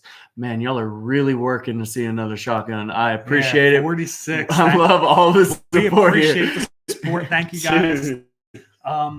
Dolphins. Jalen Wright, our favorite running back. Well, my second favorite running back behind Jonathan Brooks. That's my boy. Coming into the draft. Goes to arguably the worst landing spot possible because, Raheem Mostert just signed a 2-year deal. They still have Devon Achane. It stinks. It is what it is. People love Jalen Wright, though. They do. And then, nothing much about the Dolphins otherwise. Jalen Waddle's probably in a little most bit of a disrespect. A little bit of a buy window there for Jalen Waddle, just because he's coming off an injury-riddled season. But, I mean, even with the injuries, averaged almost as many points per game as Deshaun Watson. So, for what that's worth, Joey, if you're listening. Yeah, no, I love Waddle. I think he is a buy candidate right now. I think his ADP right now is wide receiver 21. Yep, wide receiver 21. Yeah. I think he needs to be higher than that. There's not 20 receivers that I would take in Dynasty over Jalen Waddle if we did a startup right now. No, not at all. And for the record, we are trying to make sure Wi-Fi is good, so we do not have our phones. We don't have anything to check facts and stats here. Yeah, we're trying to run all this off the dome here, so it's going pretty good though so far. Dolphins, not much to talk about from a dynasty perspective. Everybody's value is kind of the same. Tyreek Hill still there. Tua Tagovailoa is still there. Still waiting on his contract extension. I think that inevitably comes. Really? Jalen Waddle, go buy him. Jalen Wright sucks to be you, but I'm just not. I mean, that's my bold take. That's my hot take of the year. Jalen Wright will end up the running back 1 for the Dolphins this year. Okay. Please do not get 5 more viewers because this man is already showing signs of inebriation. No, that's how it's going to be. The man is talented, and I hate that he went there, but I see an avenue where he's the running back 1, and that's my hot take. The Eagles' only real dynasty impact here is Saquon Barkley signs with the team. I'll be the first one to tell you, I'm not terribly a fan of this signing. I think he'll just kind of maintain the same fantasy value he's had maybe his whole career. It might even take a step backwards, right? So if you can find somebody who's like, yes, Saquon's finally in a good offense with a good line, I'd probably just sell Saquon to that dude. Like I just don't have love for Saquon. It's it's not that he played for the Giants. I just think A, he's had trouble staying healthy, which, as I've said before, every running back does, and B, running quarterbacks don't generally throw to their running backs, so he loses some of their receiving upside. What are your thoughts on Saquon to the Eagles? I love the talent of Barkley. I love what he does. He's a good running back. What did Swift finish as last year? RB 19? 19? 18? Okay. It was outside the top 12. That's actually very interesting. But here's what I hate is the tush push is a thing. And as an Eagles fan, that's still going to happen. Contrary to popular belief, the tush push isn't going away. Oh, as Gucci just said, tush pusher's over. It's not, buddy. It's not going away. They're not going to stop that. 92% successful, and they're not going to get rit of it just because Jason Kelsey went away. And, yeah, Barkley is not going to get those goal line carries, and that's why I'm kind of down on him. But he's still he's going to be a running back one. He is better than Swift. Yeah, he's better than Swift, but is he going to get enough receiving involvement and enough goal line work to be an RB1? That's a great question, and it's not worth the gamble to me. So if you can sell him, sell him. I'm selling Saquon Barkley. That's crazy to think about. Yeah, plus it's Kellen Moore's the offensive coordinator and throw the hell out of the ball. Yeah, and we love buy Devontae Smith if you can. Yeah. Ladies and gentlemen, he is undervalued. He has wide receiver 1 numbers. And Dallas Goedert, when hurt, Smith is the go-to. Yep, Dallas Goedert being out the last 2 seasons, he's had injury problems throughout his whole career. Smith seems to, get most of those targets that would go to Dallas Goedert. So it's two very talented wide receivers. Smith has obviously just consistently produced, even with A.J. Brown there. Has a wide receiver 1 season with A.J. Brown there. So, yeah, probably one of the bigger buys in Dynasty as well. Disrespected because people look at him like, oh, he's a team's, number 2 wide receiver. I'd take him over easily half of teams' number 1 wide receivers. Oh, yeah. But A.J. Brown, you got it. So, Hurts going to get his running quarterback. We talked about it. Yep. Josh Allen, Hurts, Lamar, Kyler. Yep. Those are my top 4 finishes right there. Those are good. Those are some good top 4 finishes. Don't know where they're going to be, but I think those are my top 4 quarterbacks for fantasy football. Let's move on to the Falcons.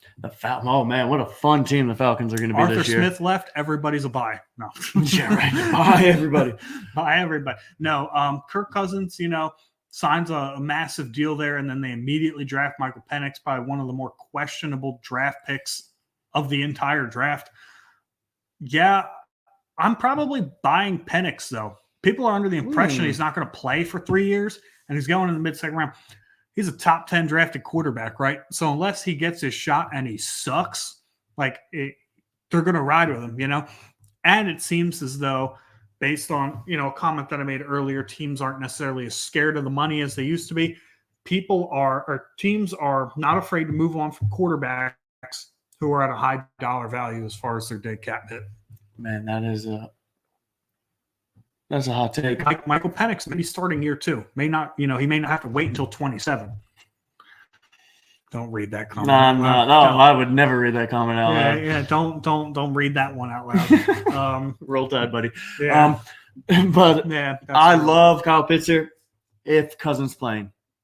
This all relies around Kirk Cousins playing for the Atlanta Falcons. The Achilles, we'll see. We'll see with Aaron Rodgers as well. But we are at 44, ladies and gentlemen. We lost 2 viewers. I'm so sorry to hear that. Yeah, I'm sure you are. But Kyle Pitts is my other top 5 tight end, which is a crazy stat to have. I also love Drake London here, but this is all dependent on if Kirk Cousins is there, because Kirk Cousins is a great fantasy football quarterback. He is above average, and he's what you want. Sorry, your iPod died, Gucci. But this is what we want, ladies and gentlemen. We want fantasy players that are low right now that you can buy. And that's what we're here to talk about. And if Kirk Cousins plays, he's going to be a top 12 quarterback in my eyes for fantasy football. He has the talent around him. Bijan's going to be there, Kyle Pitts, Drake London, and that's really all he needs. He did it with Justin Jefferson. He did it with Hawkinson and Dalvin Cook. All those players produced, and so that's what I like. So, oh, man, we're down to 43. We're losing them. Drake London is a sell, ladies and gentlemen. Oh, you want to give your thoughts on that one, Chief? Drake, we got it off of the Samsung fridge. Appreciate you, Gucci. Drake London, in my opinion, is a sell, and here's why. The oncoming of Kirk Cousins to the Falcons instantly jumped Drake London's value to like wide receiver 1 prices from what I saw on Keep Trade Cut, which I do not personally like Keep Trade Cut, but cannot deny that Keep Trade Cut is the most popular site used to gauge player values. I think now you're buying, like you would have to buy Drake London at the breakout cost that hasn't happened yet. What if you're buying Drake London at wide receiver 11 prices? What if he finishes at like wide receiver 25 next year? I mean, that would suck, but who are you taking, Drake London or Devontae Smith? Devontae. Devontae has finished above Drake London every year that they've been in the league together. Okay. I mean, I'll disagree it's there, close. But that's me. I think they're same tier. I think Smith is at the top of that tier, whereas London's at the bottom. And do you think that's about quarterback play or scheme or what? What are we thinking here? I think that Smith has proven that even as a team's number 2 wide receiver, he can have a better fantasy season than Drake London. Okay. I see it. I'm just not I don't want to buy Drake London at the cost that he's already broken out when he hasn't already broken out yet. Okay. Yeah, that's why it's the gamble. It's the gamble. I see where you're at, though. I don't hate Drake London. I hate his value right now. I need that to come a little bit back down, maybe mid to low wide receiver 2, and that then we'll be good to go. But Drake London is a sell. Bijan, if you're a contender, he's a buy. Kyle Pitts, people, this is the last strand for Kyle Pitts. I've seen 50-50, like you need to sell Kyle Pitts, you need to buy Kyle Pitts. If I have Kyle Pitts, I'm holding him.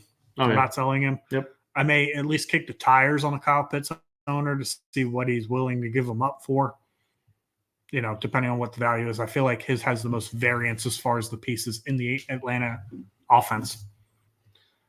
Okay. 49ers. Oh, man. Sell Debo, sell Ayuk. Sell Ayuk. Buy Purdy. So you want to sell all his weapons, but buy him? Yeah, because it's quarterback-friendly offense. What? He has great weapons, though. He has great weapons. What if Ayuk or Debo get traded?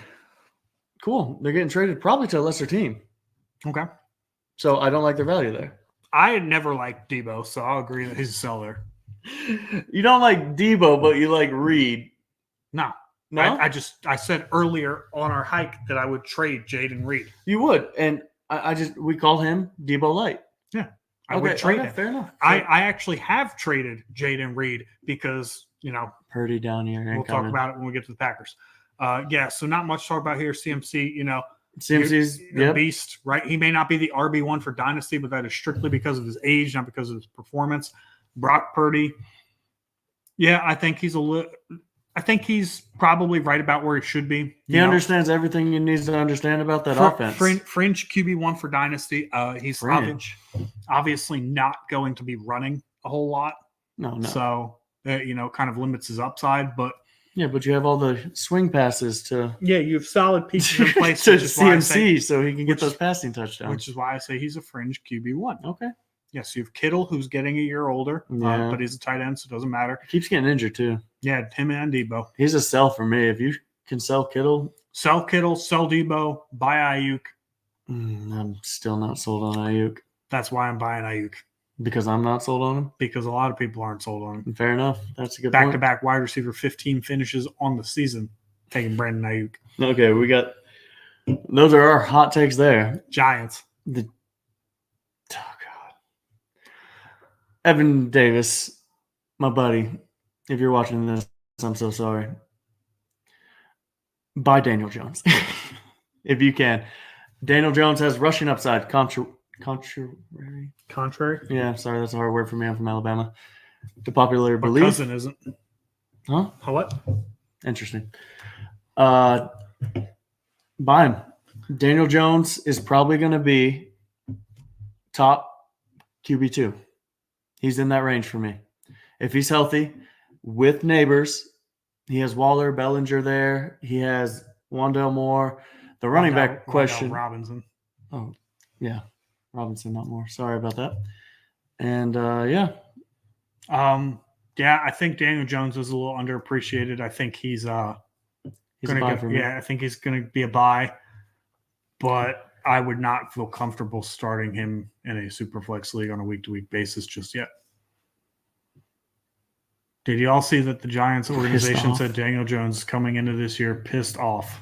I did not see that, but I didn't see it. I don't really care about it either.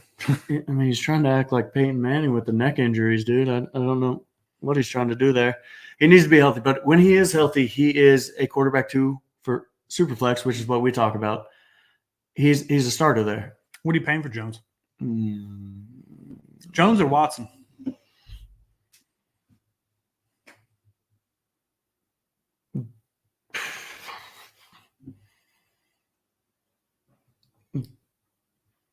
Man, that's a tough one. I don't know. I don't know what to do here. It's a toss-up, coin flip. Doesn't matter to me. Both have extreme upside, and both. See, I was gonna say what Gucci said in the comment section: Jones over Watson in my eyes. Interesting. I have pictures of Daniel Jones. I have one of Deshaun Watson. Jones just has rushing upside that Watson does not. That's true, and both have really uncertain futures. Mm-hmm. Yeah, so that's interesting. Jones over Watson. That's a good one. That is a good one. Vanilla Vic, greater than Savage Boy. Oh, Jesus. I can't believe you read that out loud. What's wrong with it? There's nothing wrong with that statement. There's nothing, I guess. That's wild. But Jaguars. Oh, Jaguars. Evan Ingram Is a beast. He's a beast. He's a straight hold for me.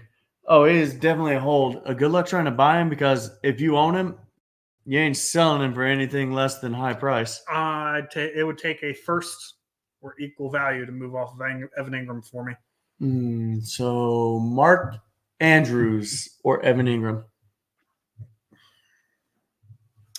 Mark Andrews is my tight end 5. I understand that Mark Andrews consensusly is probably rated higher than Evan Ingram. Oh, man, we're up to 45 again. I think I am taking Evan Ingram over Mark Andrews. That's a bold take. I think he plays in the most tight end friendly system in the NFL. And I don't believe that there are like Christian Kirk is a solid weapon, but I just think the whole Jaguars offense construct is built around throwing the football to Evan Ingram. Okay, that's a hot take. So Evan Ingram it is a hot take. It is definitely against consensus. Is there? Gucci disagrees. He's also a Cowboys fan. So look, I'm a giant LSU fan. Those that don't know, Brian Thomas Jr. I do not think is it, and so with that, you should probably draft and buy Brian Thomas Jr. But I don't think he's it. I think he's every bit of Calvin Ridley at best. And they have Gabe Davis. Like peak Calvin Ridley or like post-gambling Calvin Ridley? See, I think he is post-gambling Calvin Ridley. He's going to give you 20-point games, and he's going to give you those goose eggs, just like Gabe Davis. That's true. And so, to me, your only consistency there is Christian Kirk, who's coming off an injury, and Evan Ingram, which speaks Trevor Lawrence's a sell if you can, but good luck. You're not going to get paid what you should for him. I think Trevor Lawrence is a buy. I think Trevor Lawrence is now great as a QB2 on Keep Trade Cut at QB13. Do I think that he is a world beater? No. Do I think that this will be his proverbial third-year breakout? Yes. I say that because I don't count his first year with Urban Meyer. That was a whole disaster. That was a nightmare. Yeah, it wasn't coached properly. I don't count it for anything. And I think there's more rushing upside to Trevor Lawrence than people realize. He was 6th in quarterback rushing attempts last year. And also he has some really bad touchdown luck. And if you combine the fact that Travis Etienne's probably due for a little bit of touchdown regression with that, I think Trevor Lawrence returns to being a top 12 quarterback this season. That'd be a fun jersey bet. Are you saying you want a jersey bet? Maybe if we get to 50 views and I shotgun one, I'll probably jersey bet that. No? Just do it. No, I want to get Nike. to 50 views. Come on, like and share, people. Nike. Just do it. Just do it now. I ain't about that. So let's get to 50 views, and we will make that jersey bet on top of me shotgunning a beer. So that is for those that don't know, we gamble here. 45. We're at 45. We just need 5 more people to tune in. Yeah, call a friend up. Yeah, Just call be all like, your hey, friends. join this. Yeah. Anyway, Who's after Jags? Jets. Man, Jets. Aaron Rodgers. It's all up to Aaron Rodgers. Contenders by Aaron Rodgers. I probably would pay a late second for Aaron Rodgers. And if I am a rebuilder, I'm gladly taking any second for Aaron Rodgers. Yep. You got Breece Hall, who is going to get his regardless. He just proved that he is quarterback proof. Yep. And he is going to get his. He's top 3 running back, no ifs, ands, or buts. Yep. Breece Hall and Bijan Robinson, I think, are really jousting for the RB1 position in Dynasty. And the biggest question mark is Aaron Rodgers is healthy. Garrett Wilson will be a top 10 wide receiver in fantasy football. I have a hard time disagreeing with that statement. I kind of want to say top 5, but I'm just not there yet. You can probably like go out and still buy Garrett Wilson a little bit cheaper. It would probably be if you paid for him at cost. Garrett Wilson's like this. If you paid for him at cost right now, it would look like an underpay this time next year. Oh yeah, absolutely. I can see that. Yep. But it also comes down to, does Aaron Rodgers stay healthy? Yep. They did upgrade the offensive line, so I could see it. Yeah, that's all they did, which was very nice. Yep. You love to see it. Oh.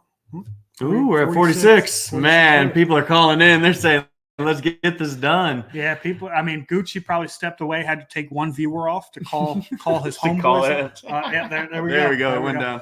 45. Yeah, so that's really what it comes down to. If I'm a contender, I'm buying Aaron Rodgers, which I do have an active trade offer out for him right now in a league. If I am a rebuilding team, I am selling Aaron Rodgers for any second round pick I can get. I do have Aaron Rodgers in the league, so I might do that. Yeah. And I'm set at quarterback there, so I might have to go shop him real quick. Gucci says he's on his way to buy 5 more TVs. He's buying 5 more phones just to stream this. Yeah, take that, back up to Kevin 46. Gates. Yeah.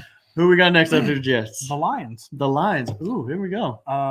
Jared Goff and Amon-Ra St. Brown just got huge paydays, centerpieces to the offense. Sam Laporta. I don't think anybody is a buy or a sell on this team. I do not believe that in Dynasty anybody is a true buy or a true sell on this team. If you want to go pay the premium for Jahmyr Gibbs or Amon-Ra St. Brown, that's fine. Like you're going to pay a lot, but you'll get a lot back because those guys are going to produce. If you want to go a little bit cheaper, David Montgomery will still also produce, but people don't hate him the way that they used to. Which is weird, right? Yeah. He's not the lead back anymore, but people don't want to Jared Goff might be the biggest buy on this team, right? I think Jared Goff being surrounded by weapons, is you got a great offensive line. Dude's got 2 back-to-back RB1 finishes, or excuse me, QB1 finishes. I read Gucci's comment there. Oh, which running back do you take? Hey, Joey, welcome back, buddy. Joey, welcome back. He says, buy Jameson. I am gladly selling Jameson. So I am buying Jameson. Oh, my God. Alan Floyd in the chat. About to turn on all my Christian TVs Gutierrez. for this. Which running back do you take? If we're factoring cost into it, I am probably taking Monty, but I would absolutely have no issues paying up for Jahmyr Gibbs. Alan Floyd says, about to turn on all my TVs for this. 48 viewers. We are 2 viewers away from a jersey bet and a beer being chugged. Guys, we're back down to 47. Guys, please go ahead, subscribe, share, get this out to your friends so we can see another beer chug and a jersey bet. And 50 viewers, which would be great for us. We appreciate all the love. How do you view Jared Goff? Jared Goff. For Jared Goff. Jared Goff, I'm paying a mid first 4. Rome Odunze or Jared Goff? You're on the clock. 106. Roma Dunze's there. It all comes down to what my team looks like. Do I need a quarterback? And honestly, if that's what we're doing, then I'm taking Jared Goff because he's been consistent. And I've been laughed at the last few years for having Jared Goff and saying you he have. is a good quarterback. Just goes back to me, being a talent scout for the NFL. But, if they're watching, hit me up. I'm here for the talent. This guy believes he's a talent scout. He's a little delusional. No, but I love Jared Goff solely because of the weapons and the offensive line, and he knows that offense. There's nothing stopping him, and he's going to be, like you said, he's going to be your quarterback 12. Yeah, he'll be a low-end quarterback run again, just like Purdy. No rushing upside, but he's got great weapons around him. The offense is going to move the football, and Ben Johnson, the offense coordinator, comes back for another season. Did not take a head coaching job. What a guy! Yeah. A low-end QB1. If he's my QB2 on my team, then I'm happy. So, Packers. The wide receiver room. Oh, man, the Packers. I will ask the chat the same question that I asked Jake on the hike earlier. Mm-hmm. Buy, sell, hold, avoid the Packers wide receiver room. So we've got Jaden Reed, Christian Watson, Romeo Doubs, Devontae Wicks. Buy, sell, hold, avoid. Go ahead and give me your answers in the chat. Jake, answer that question again for the crowd. Buy, sell, hold, avoid.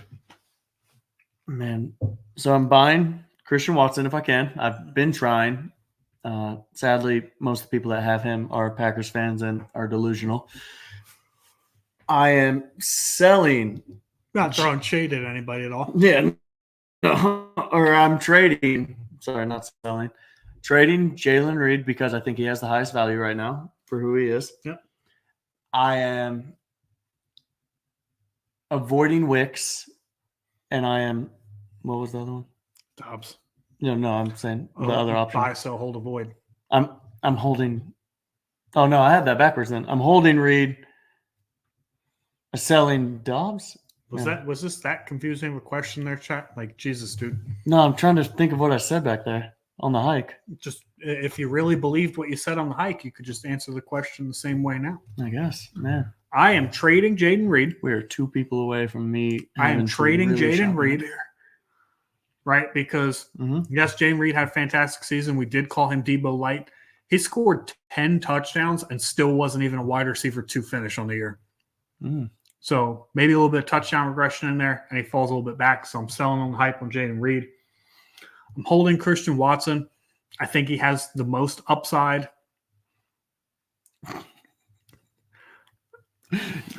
Go on. Yeah, go ahead. Finish your stuff. Yeah. Is that hard of a question? I am. Oh, no, I know. I'm laughing at that comment that is going to stay hidden there. Yeah, don't pull that one up. Holding Christian Watson because I feel like the value is a little low. And it may stay that way, right?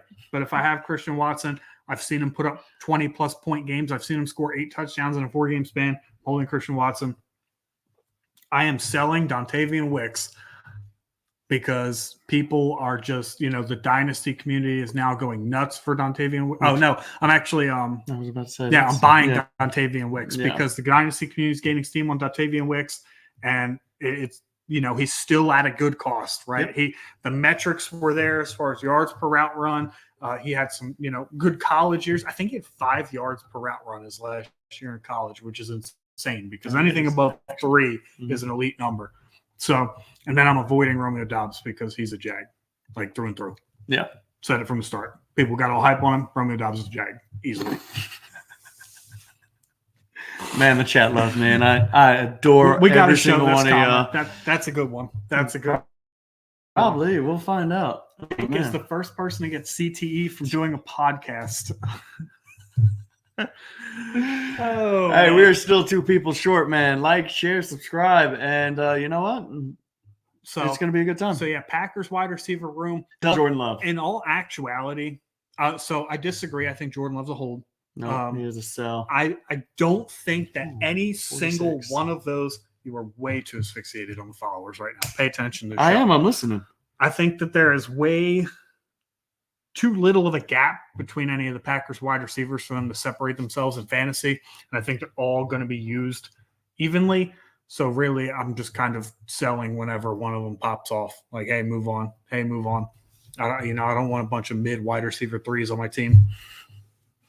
So you're holding Jordan Love because he has a bunch of mid wide receiver threes. Yeah, and he can spread the football around and make it work. Okay, fair enough. His tight ends as well. Yep, Tucker Kraft and Luke Musgrave. Yep. He's got good weapons. Like, I think they're all good weapons. Josh Jacobs. But from a fantasy aspect, none of them are going to separate themselves to be above the rest. So I would just get. I'm not. If you had to pick one, who would you take? Are we Interesting. factoring value into this, or just like straight up? Just straight up. Probably Jaden Reed. Yeah. Yeah. Okay.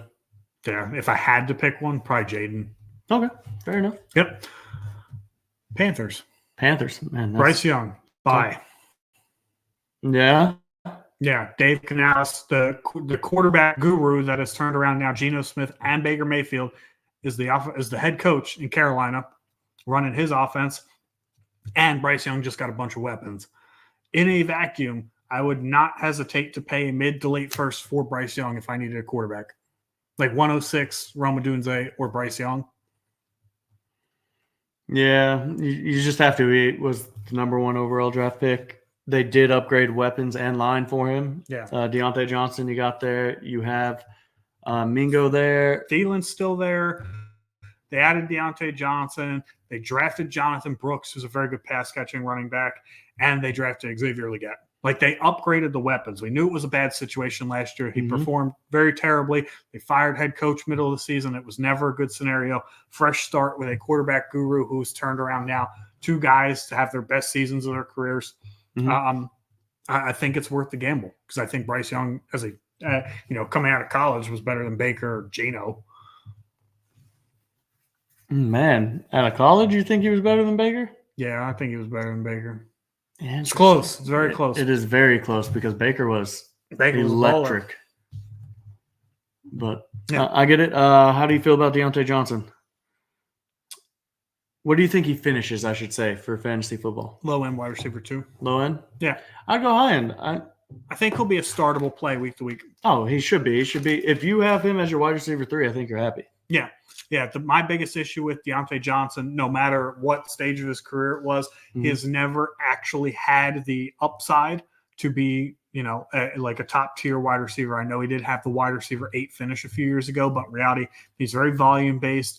He's not fantastic yards after the catch, and he hasn't really dominated in the red zone as far as getting touchdowns. I know he's got a ton of targets down in the red zone the last few years, but he hasn't had the touchdown numbers to show for it. Okay. I like that. Tight end, though. Sleeper tight end is Sanders out of Texas. Ja'Tavion Sanders. Yep. They just drafted him. He really doesn't have any competition. So I think if you are looking for tight ends, that is the tight end that you should probably go after. He was athletic. He's big.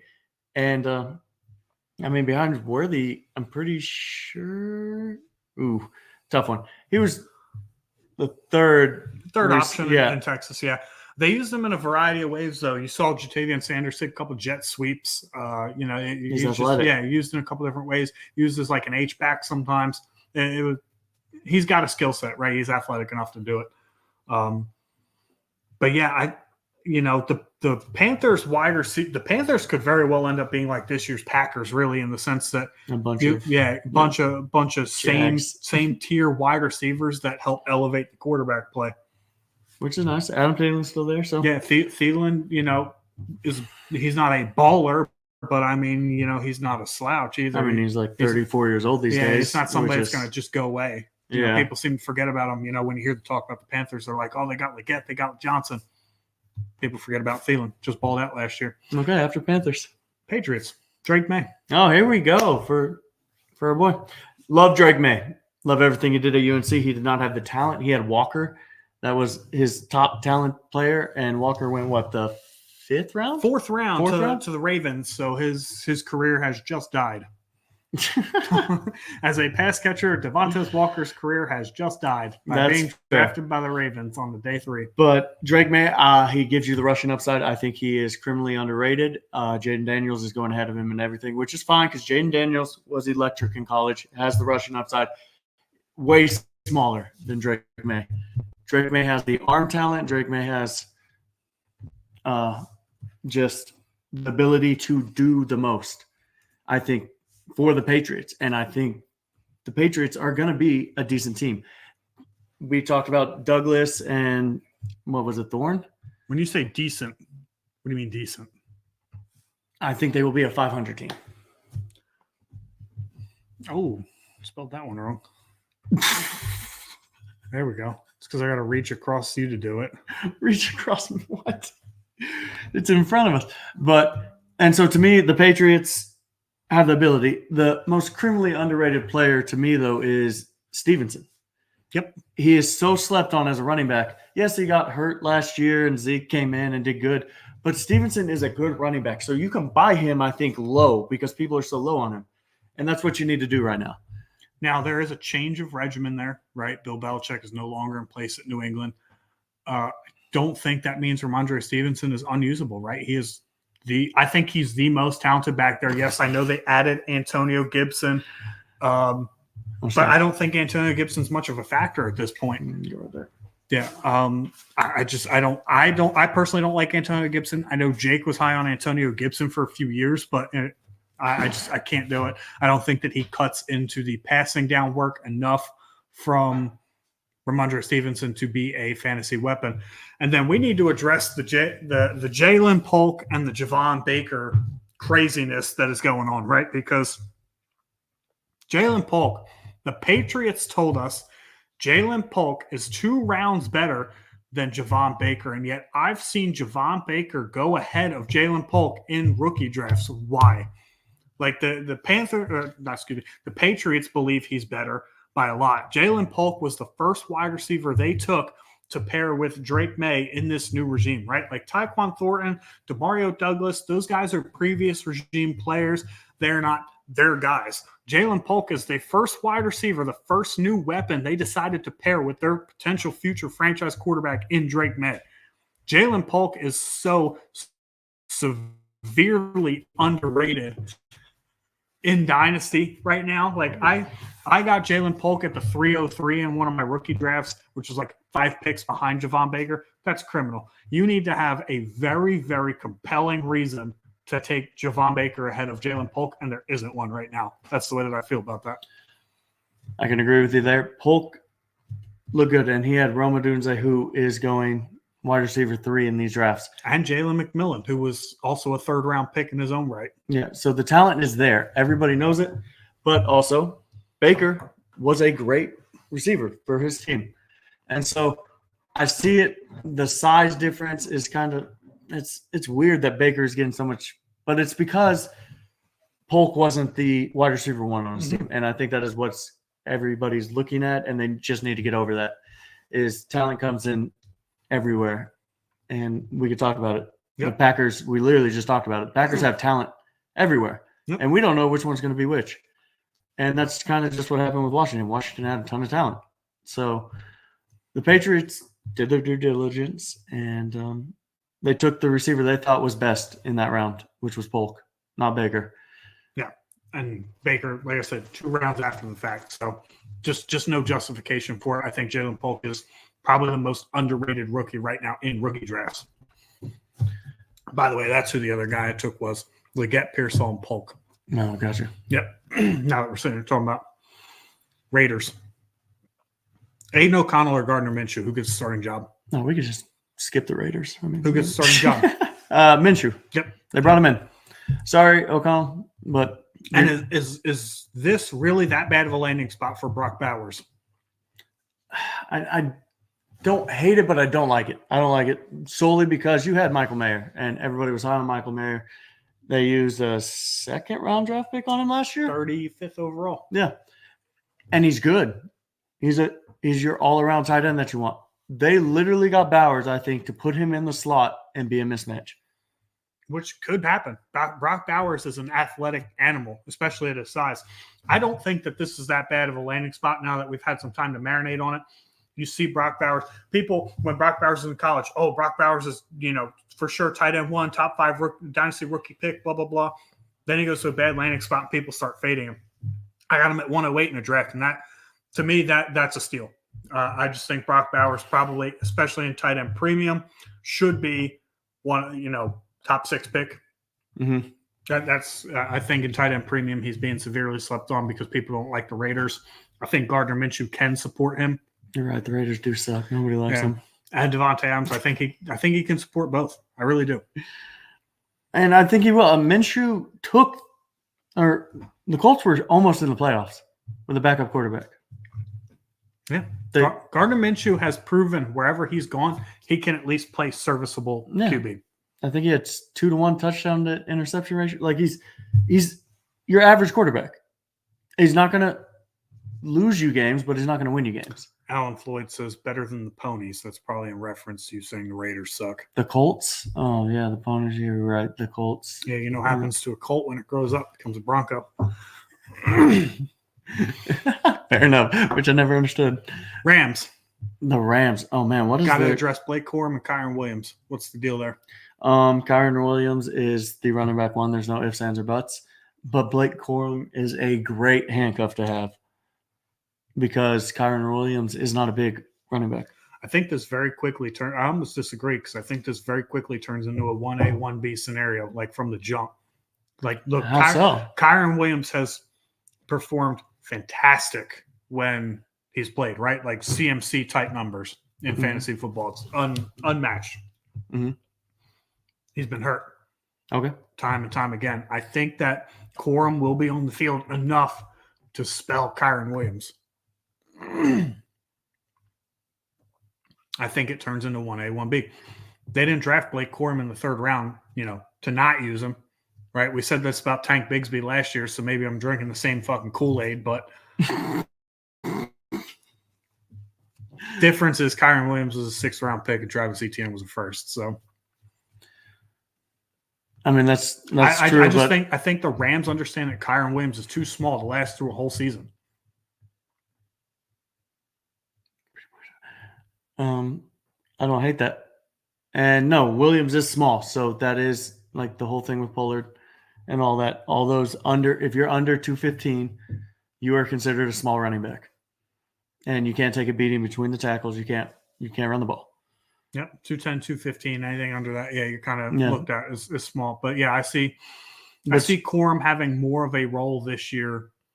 That I don't think Kyron Williams is going to come out and get 90% of the backfield touch or 100% where he had for 2 or 3 straight games. He played every snap. I don't see that anymore. No, and if you can sell him in my eyes and get the obnoxious value because it went CMC Williams. Just as far as points, and that's kind of what he is right now in the market. So if you can do that in my eyes, because Corum, like Gucci just said in the chat, is there for the insurance. And and I think he has at least a small role in the offense early on. And if Kyron gets hurt again, I believe Corum has the ability, at least from a running perspective, to break it. There it is. Oh God, ladies and gentlemen, we got 50 viewers here. Jake. And what was our bet? And we have a jersey bet here. Trevor Lawrence, top 12 quarterback. Oh, okay. I don't hate it. There you go. Barring any injury, of course, obviously that's implied with any bet. Yep. Barring any injury. Ladies and gentlemen, we would like to say we do appreciate all the support we got. 50 viewers. That's the most we've had on a show.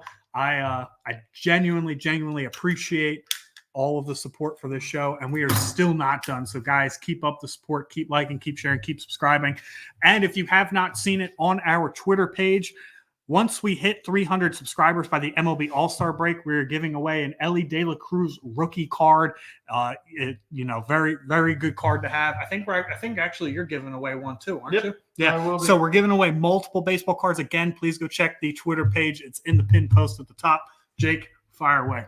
Cheers to the 50 viewers. We always appreciate y'all. And this one is definitely going to hurt. But here we go.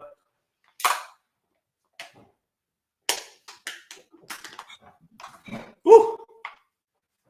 Oh, man, I almost didn't drop a drop. But here we go. Y'all are awesome. We do appreciate y'all, as always. As always. Looks like I'm going to be driving when we go out later. Oh, yeah, I was about to say, these breweries are going to be really fun to go to tonight. Yeah. We got an Is That a Dog? Ladies and gentlemen, have you met Doc? Oh, have you not met the team mascot here? Hey. Come here, buddy. Come here. He's sleeping. We hiked 4.5 miles this morning. He's real tired. And he's a bud. baked potato. Come here, bud. Yeah, he's a real couch potato, so got to go get the crowbar. Come here, bud. Oh, man, he's taking a sweet time, too. If you have not met Doc yet, Come here. Come here. Up. he is the sweetest of sweethearts. Come here, bud. Come on. Oh, man, he was knocked out. He was tired. Yeah, I just don't think he has the energy to get up on the bench here. Yep, no energy. But this is Doc. You saw him walk up here. Yeah, he's my baby, my little pit bull. Little is definitely not the right word. Oh, man. But no, yeah. Not at all. So, What's up, buddy? what's up, buddy? You coming up? You want to go back to being napping? Anyway, yes, that is a dog. Doc is, he's awesome. Fair enough. I won't argue that fact. Ravens. The Ravens. I don't know if any buys or sells. I don't think Sell Zay Flowers if you can. I don't like it. Who else they throwing the ball to? Bateman, you haven't heard all the talk? Oh, yeah, Bateman did get that 2-year deal, huh? Does this bring Rashad Bateman back in the No. Dynasty? Dude, the amount of people that have talked about Rashad Bateman over the past few years, that has been wild. I used to be a Rashad Bateman truther, right? When a guy is drafted in the first round, generally he will get every chance to succeed. He will get every chance to hit.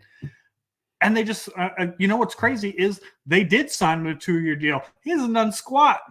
My buddy JC from Minnesota, so he watched him because he was a Gopher at University of Minnesota. Yep. Man, he hates Bateman with a burning passion. And just the coaches keep talking about him. So what do you do there? Third for Bateman? Yeah, I mean, I would throw a third for Bateman, right? Like if the Ravens feel confident enough in Rashad Bateman that they're going to sign him to a 2-year extension, despite the fact he has 5 catches his whole career, then yeah, I mean, Why not, right? I'm going to let the NFL tell me what I need to do. Fair enough. Especially with Greg Roman gone. Maybe they will throw the football more. Oh, man. Oh, that's a hot take.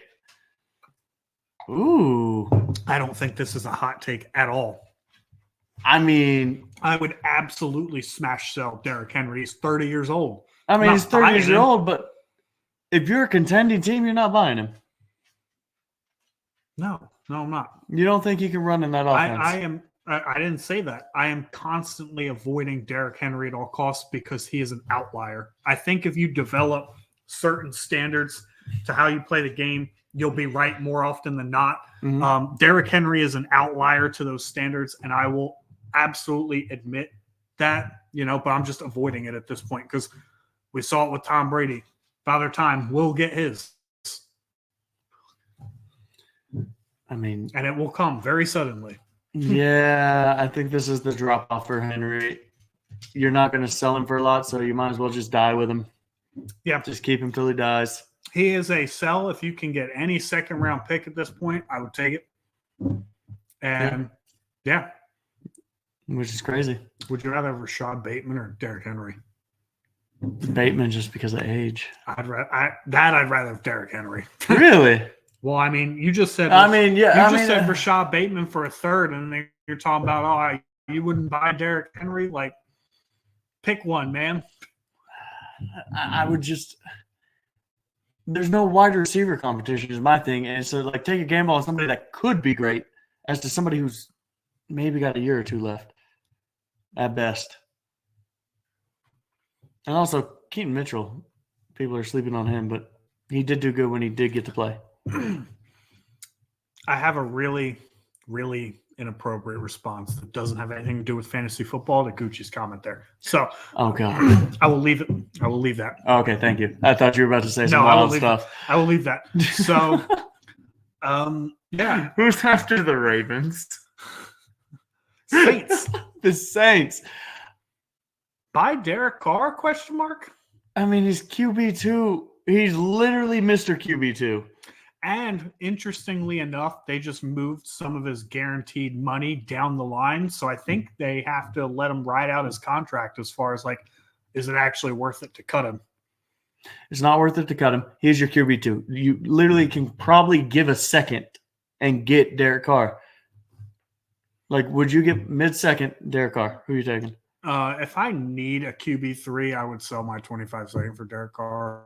Yeah, that's the QB3. And the dude produces QB2 numbers every single year. Yeah, and granted, again, this is not a guy that has upside, and his future always will remain murky because from a real-life perspective, he is like the definition of mid. Yeah. He is like the DJ Moore tier for wide receiver for quarterbacks. Yeah, no, I agree with that 100%. Yeah, the Derek Carr, well, T. Higgins tier now. My bad, DJ. Yeah, sorry, DJ. You grew up. Yeah, the T. Higgins tier. Yeah. But yeah, that's about all. Yeah, I mean, Kendra Miller, like, I don't think that he has any fantasy relevance this upcoming year. So if you have any more patience than you've already had with him, I would hold him. Maybe look for an opportunity to buy him as a throw-in for a trade. But unless you're Jake, because you spent a first-round pick on him and, you don't know what some cost fallacy is. Okay, to be fair, you act like we didn't have that draft like the day after the draft. That's how most dynasty drafts are. Yeah, and so everybody was still high on Kendra Miller. Okay, but like the value is different now than it was a year ago. Yes, I gave up a first for Kendra Miller, so I'm not selling him. He drafted Kendra Miller at 112, and Kendra Miller will die on his roster because Kendra Miller will never be worth a first-round pick. Oh, we'll see. That's a bold take, huh? I really hope that one comes back to bite you in the ass. It might. I've been wrong before. We've all been wrong before. But like I said, I've got my standard operating procedures, and 75% of the time, if I'm right, I'm good with that. That's fair. I'd rather be right more than I'm wrong. So okay, after the Saints. Yeah, Seahawks. JSN. By JSN. Yep. Can't say it any louder. By JSN. There is a potential. Jake definitely belongs on CT ESPN. This mother trucker, dude. Yeah, so by JSN, back to what I was saying, by JSN, there is potential that next offseason, not this offseason, next offseason, both Tyler Lockett and DK Metcalf are cap casualties. Yeah. Like their cap hit would only be like $4 and $3 million, but their cap hit would be, $25 and $30 million. I think 25 for Metcalf and 30 for Lockett, but the dead cap is only like $4 million somewhere. So I'm not saying the Seahawks will cut DK Metcalf, but I think Tyler Lockett's for sure gone. And on the off chance that they don't like DK Metcalf, he could be gone too. And from a financial standpoint, it would be worth it.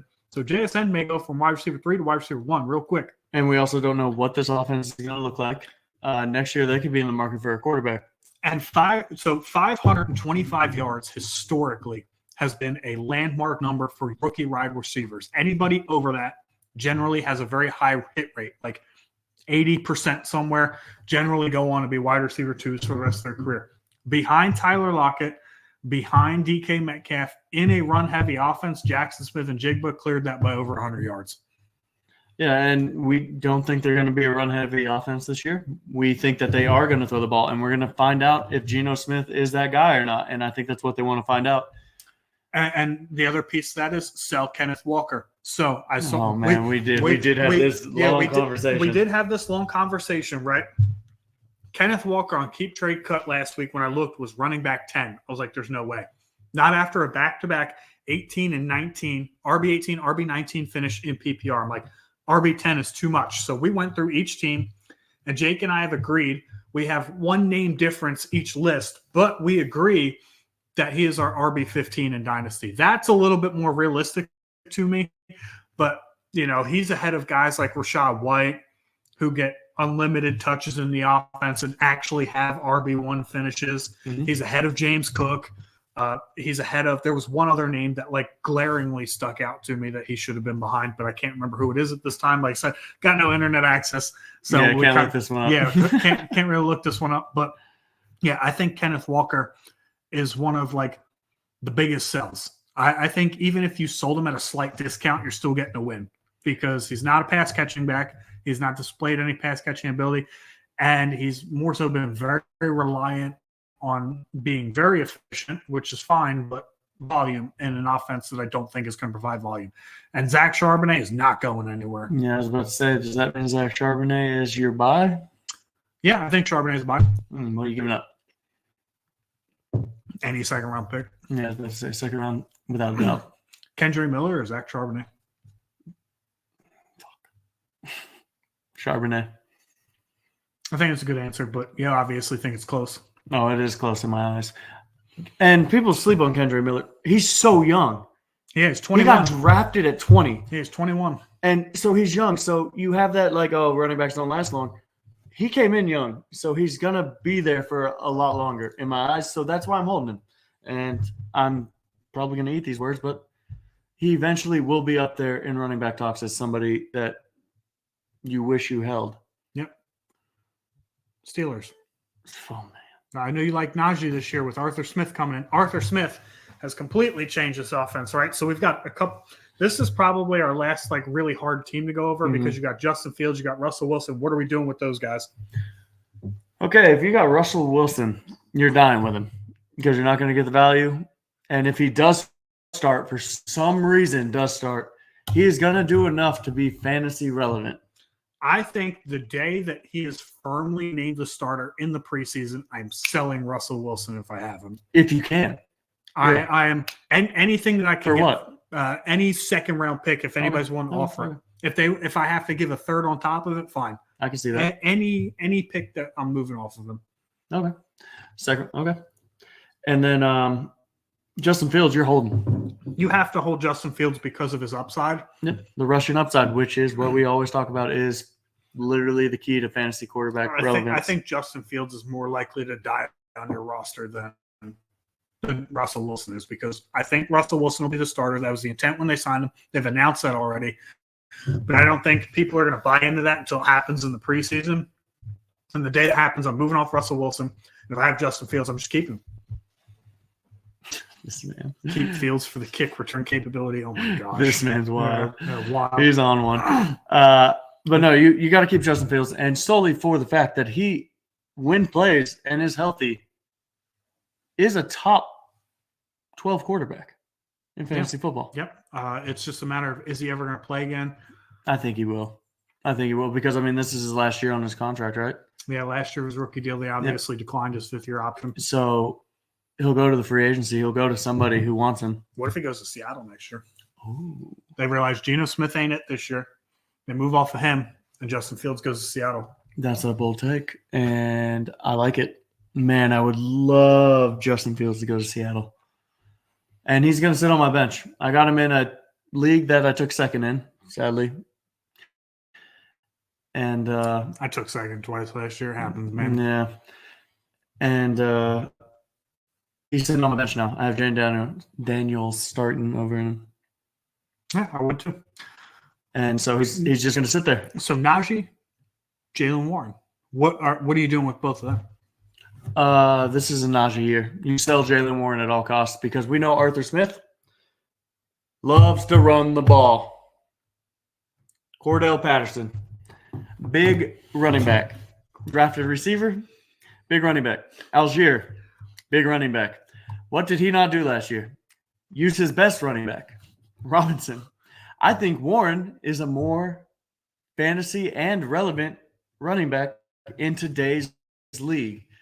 Najee Harris is your 6'1", 240 running back that is going to get his and can catch out of the backfield. Ladies and gentlemen, you've heard that you need to buy Najee Harris. Now, I've had Najee Harris. So what are you buying Najee Harris for? Let me back up. What are you giving for him? Mid-second. Okay. Mid-second, that's it. I think that's reasonable. I'd probably do mid-second. That's it. And it would depend on the construct of my team, too. Yeah. But, yeah, mid-second. But if you're looking for running backs, he's in the Zeke, he's in the Najee, he's in the Zach Charbonnet field for me. For what it's worth, this is Najee's last year because his fifth-year option was declined. Yeah. I don't know what they're going to do. Arthur Smith is a wild man, and everybody in the fantasy community hates that man. Well, one thing we can guarantee is that if Russell Wilson inevitably is named the starter, he loves his sideline receivers. George Pickens is set to go off. God. Is George Pickens, because of all that is said, the Dynasty community talk nonstop about it all offseason. Is George Pickens a sell? He is. He's a sell to me. He is Gabe Davis 2.0. We've talked about it. You say everybody is Gabe Davis. Because Gabe Davis is your boomer bust receiver. But I think that George Pickens could finish in the T. Higgins range. Yes. I think he's closer to T. Higgins than he is Gabe Davis. I can see that. But he is the wide receiver one on that team. But, man, this is going to be a hot take. I would rather have Roman Wilson for the long haul over George Pickens.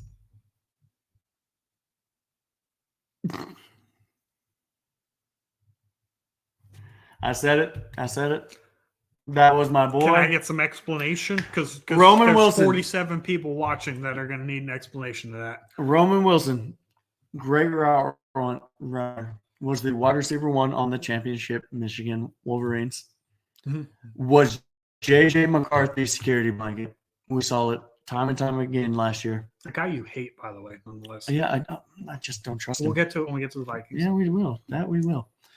And Roman Wilson is the guy. He works hard. I loved his Senior Bowl. He was a notable standout amongst everybody. And to me, he's going to be in the slot. He's going to be open all the time. George Pickens is going to take all the double teams because they're going to have safety over the top. And I would not be shocked if Roman Wilson has a better season than George Pickens. This year? I would not be shocked, and that's my bold take. That is my hot take of the year. I would be absolutely stunned if that happened, and I only say that because Russell Wilson and Justin Fields, for that matter, do not have any sort of extensive history of feeding slot receivers. That's fair. Actually, this is a bit of a clash of styles if you think about it, with Arthur Smith coming in a tight end heavy, backup tight end heavy. Should I say that? Backup tight end heavy scheme. Which is. Who is the backup tight end? It's Malik Darnell Washington. Yeah, Washington. I knew it was Washington. No, but no. In all seriousness, so I think Arthur Smith coming in is good for Pat Freiermuth, but Russell Wilson coming in is really bad for Pat Freiermuth. So, what do you think of Pat Freiermuth?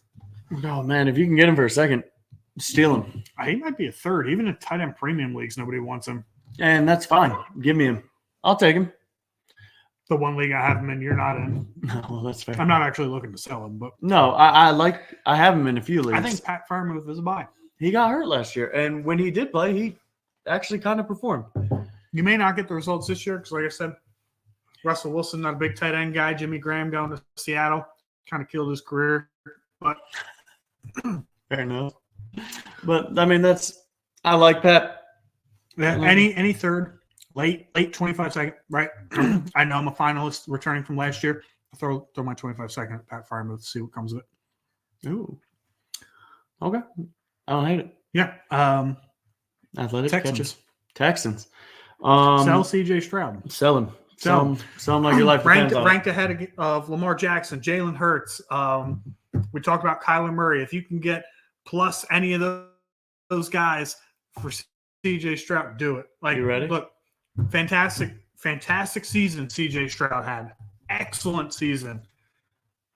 Like 18.5 points per game, though, right? Like that. Not that that's bad for fantasy, but if I can get rushing upside quarterbacks, then why wouldn't I do it? So I'm tearing down off CJ Stroud immediately for any quarterback ranked behind him.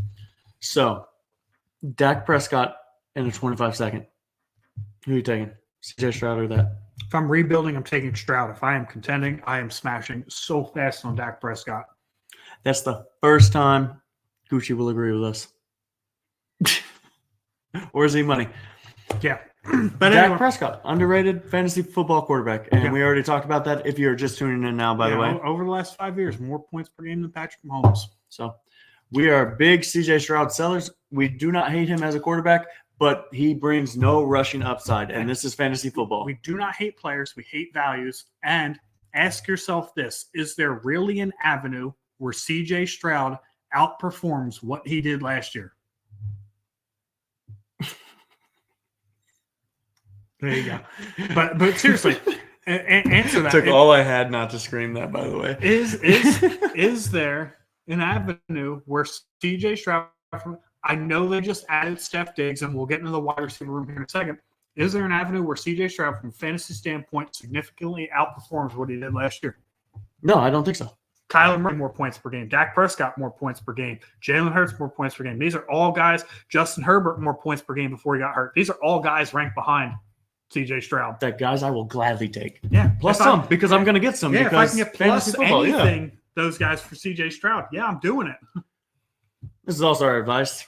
Yeah, We are not professionals, but we do love doing this for a living. we I think we study enough that we at We least have definitely a do. general idea of what we're talking about. So, do I hate C.J. Stroud? No. Do I hate C.J. Stroud's value right now? Yes. Absolutely. We're in agreement on that. Yeah. Texans wide receiver room. Take Nico Collins. Buy, sell, hold. I am selling Tank Dell. Absolutely. Up top. Woo! We Sell- don't agree very sell- often, ladies and selling gentlemen. Tank Dell. I think Tank Dell is the easy sell here. Yes, I know he's coming off an injury, so his value is a little suppressed, but I trust Nico Collins. I love Nico Collins coming out of Michigan, and he was just stuck in such a bad situation. He was not performing up to the way that he he was projected to. It was just a storm of everything bad happening, and then C.J. Stroud shows up, and bam. Oh, no, exactly. No. And that's Nico Collins, young, proven that he can be a top wide receiver in this league. I mean, I think And Diggs is dying. So not only is Nico Collins not going to have the double coverage that he had because Diggs is there, Tank Dell is there. So you have all the wide receiver competition. Tank Dell is going to get hurt. He's too small. I'm sorry. He literally was blocking and got hurt. so. Imagine getting hit by somebody. I have a hard time buying into that narrative for wide receivers specifically because the first wide receiver that was really talked about being small and was going to get hurt was Devontae Smith, who has never missed a game. So No, and that's fair. I will say that freak accident was blocking. I watched that game, sadly, because it was against Denver. But yeah, so I mean, I'm selling Tank Dell. I think he performed much higher last year than he ever will, and I think there was a ton of hype around him that I don't think he will meet again. I am buying Nico Collins All day. I think the emergence of like Stephon Diggs showing up, like people are like that hurts the other two wide receivers. It doesn't, and it might. But Stephon Diggs is on a 1-year deal. They literally converted all his money to where he's on a one. He's on a 1-year deal, which is actually kind of like if I'm a contender, I might buy Stephon Diggs too. But that's a different. You're giving a second. I'm what I paid for Devontae Adams. I paid $303, a 25-second, and Jake Ferguson. I bought Devontae Adams for that in a league where I was the runner-up last year. Okay. So I just did that at the draft this year. I might do something similar with Steph Diggs. Man, I don't hate it. If I knew I was one piece short of winning a championship in my Dynasty League, I might do that for Steph Diggs. I don't hate it. I honestly don't. Well, Diggs is talented. Yes, we know this. Will he command the same target share that he had in Buffalo? No. But we've seen him with prime Adam Thielen also ball out as a high-end wide receiver too, and I expect something similar from that here in Houston. Yep.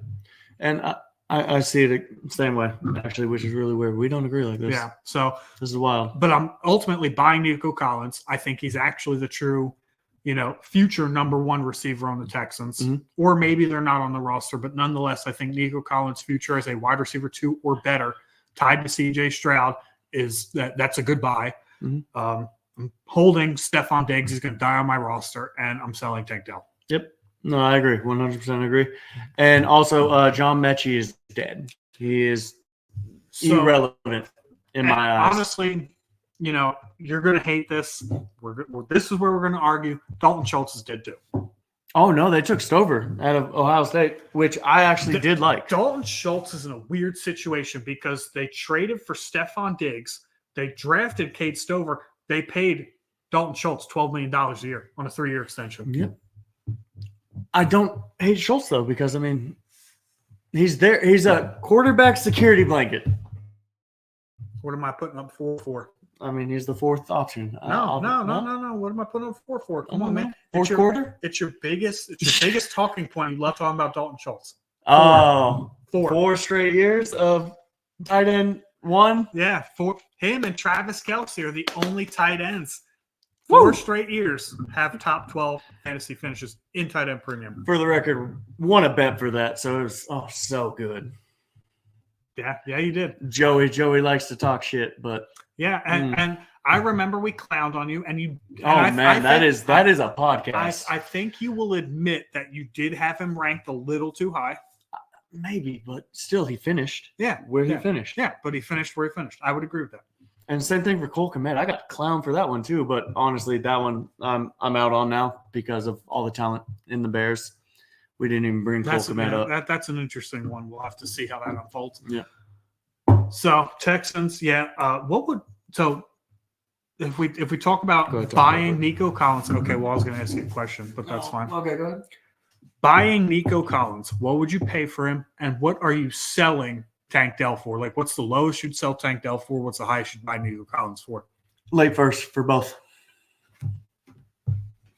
So if somebody offered you 201 for Tank Dell, you wouldn't do it?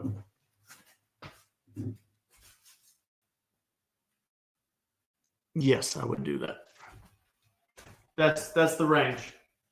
Interesting. I don't have any Tank Dell shares, so I can't go and get them on that. Titans.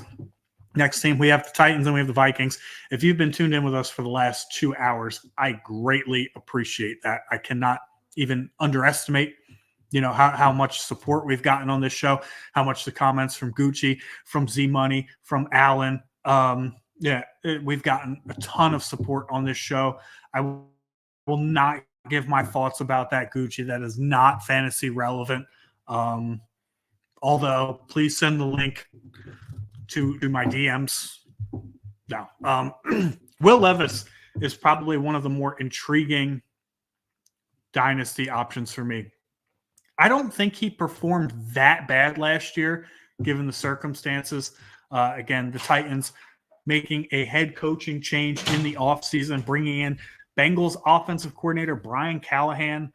So I expect Will Levis, to see some improvement just on that alone. How did I know that's what we were? What he messaged?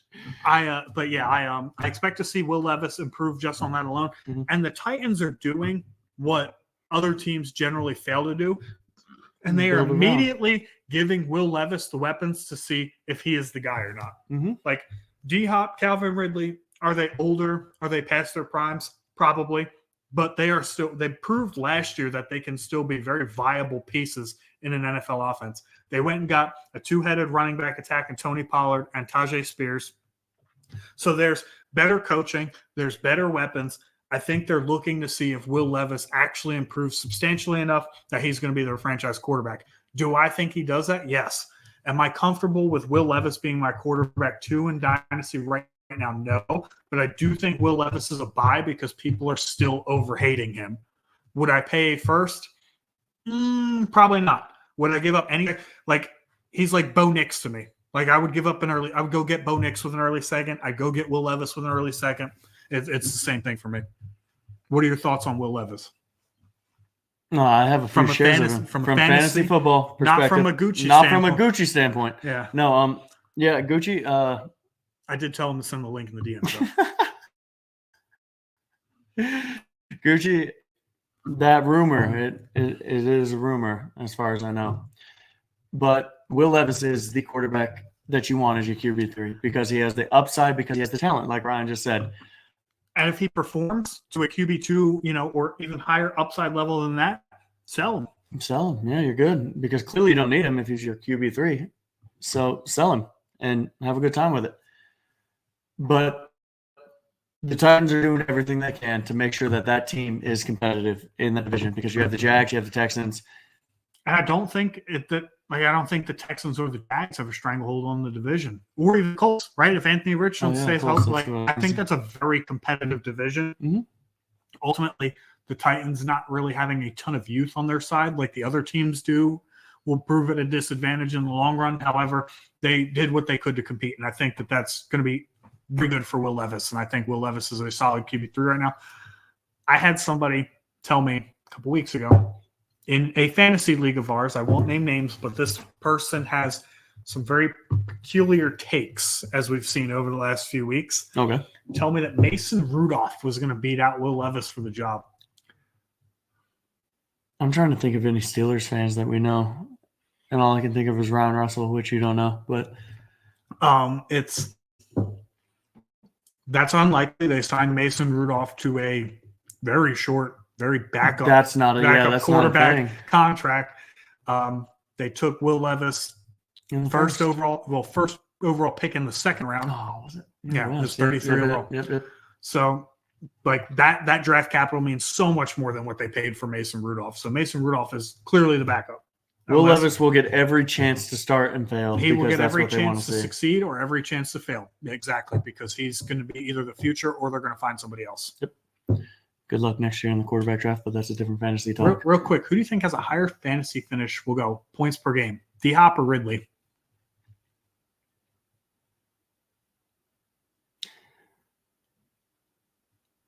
D-Hop.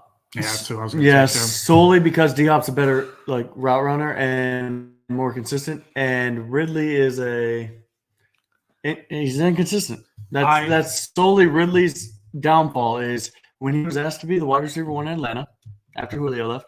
He balled. Did he ball? Yeah, he was like wide receiver 5 on the season. Ooh, maybe I'm misunderstanding something. I don't have my phone to check any of this. I think it's D-Hop strictly because D-Hop already has some time with Will Levis. I'm just thinking of because Will Levis his big knock is he has no pocket awareness. So he's going to stand in there and he's either going to get hit or throw it to the quarterback or the receiver on time. You remember that dime he threw on that crossing route, though, in his first start? That shit Dude, was crazy. What did he throw? 3 touchdowns or 4? 4. Yeah, he threw 4, dude. I should have sold him. Should have sold him instantly at that moment. I still think you can rebound and get that same price. I hope so. That's what I'm hoping. I don't think Levis is that bad, to be honest with you. No, he has an arm. He's pretty accurate. Yep. It's just his awareness that scares me. But yeah, he's got some things to work on. That's the reason he was a second round pick. Mm-hmm. So yeah, I'm buying Will Levis. I'm paying early second, maybe late first prices. Ooh, I got a question for you, fantasy wise. Where does D-Hop finish this year? Fringe top 24. If he stays healthy.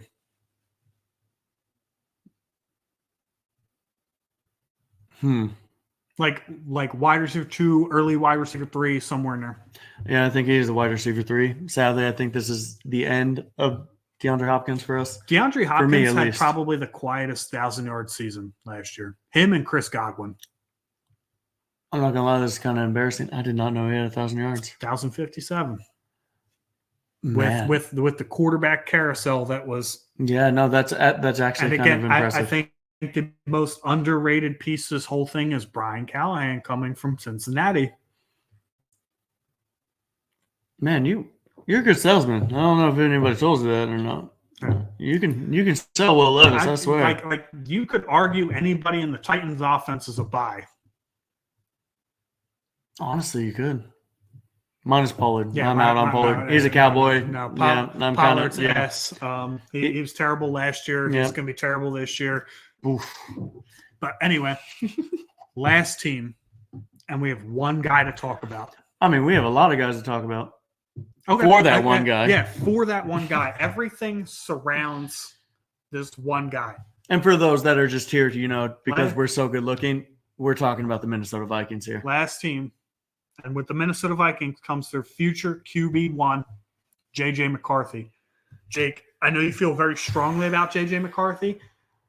How do you feel about him, and how do you feel about the impacts it provides on J.J., Addison, and T.J. Hawkinson whenever he returns? We'll get to Hawkinson a little bit more after J.J. I think Aaron Jones will have a running back high to finish this year because J.J. McCarthy will dump it off to him constantly. Okay. I think Jordan Addison is irrelevant. Wow. Like irrelevant as in like he's going to change from last year, or like he's going to be a Jag? He's just going to be a Jag, just a guy. And that is my hot take. I do not think Jordan Addison. I think J.J. McCarthy is going to force feed Justin Jefferson the ball. What is in these? No, that is my feeling. I feel like Jordan Addison's value came when Justin Jefferson wasn't there. Okay, that's fair. Scored 10 touchdowns last year. And I think you have a healthy Justin Jefferson. I think JJ is going to be like Kirk Cousins. Jefferson's down there somewhere. And he's going to throw it to him. And Hawkinson, who is hurt right now, will be the security blanket next year because he's probably not going to play till week 8, 9 at best, and he's not going to be fully recovered from that. So I think buy Hawkinson low right now if you can. I would wait till the season starts, or there's like some confirmed news that he's going to miss a portion of the year. Gucci trying to be dumb over there. Bro, he posted that like 3 minutes ago, and you're just laughing at it. Dude, I haven't been paying attention to the comment section. That's good. I'm proud of you. Yeah. But yeah, so I would probably wait to. Was that really hot of a take for Addison? So your point was Addison thrived when JJ was out, Mm-hmm. and then immediately said afterwards Hawkinson's going to miss 8, 9, 10 weeks. Mm-hmm. Oh, I think JJ and Aaron Jones are going to feast. I disagree completely. Okay. And I'll make one statement, and it's kind of similar to what I said about Will Levis with Titans. Coaching matters.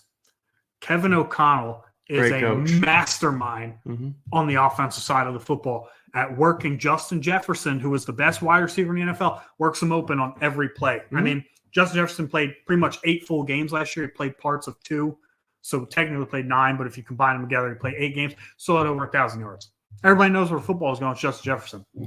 But So what I said there was true. yeah, I agree with that. But I think J.J. McCarthy is a good enough quarterback that wasn't asked to do as much as he's going to be asked to do in the NFL.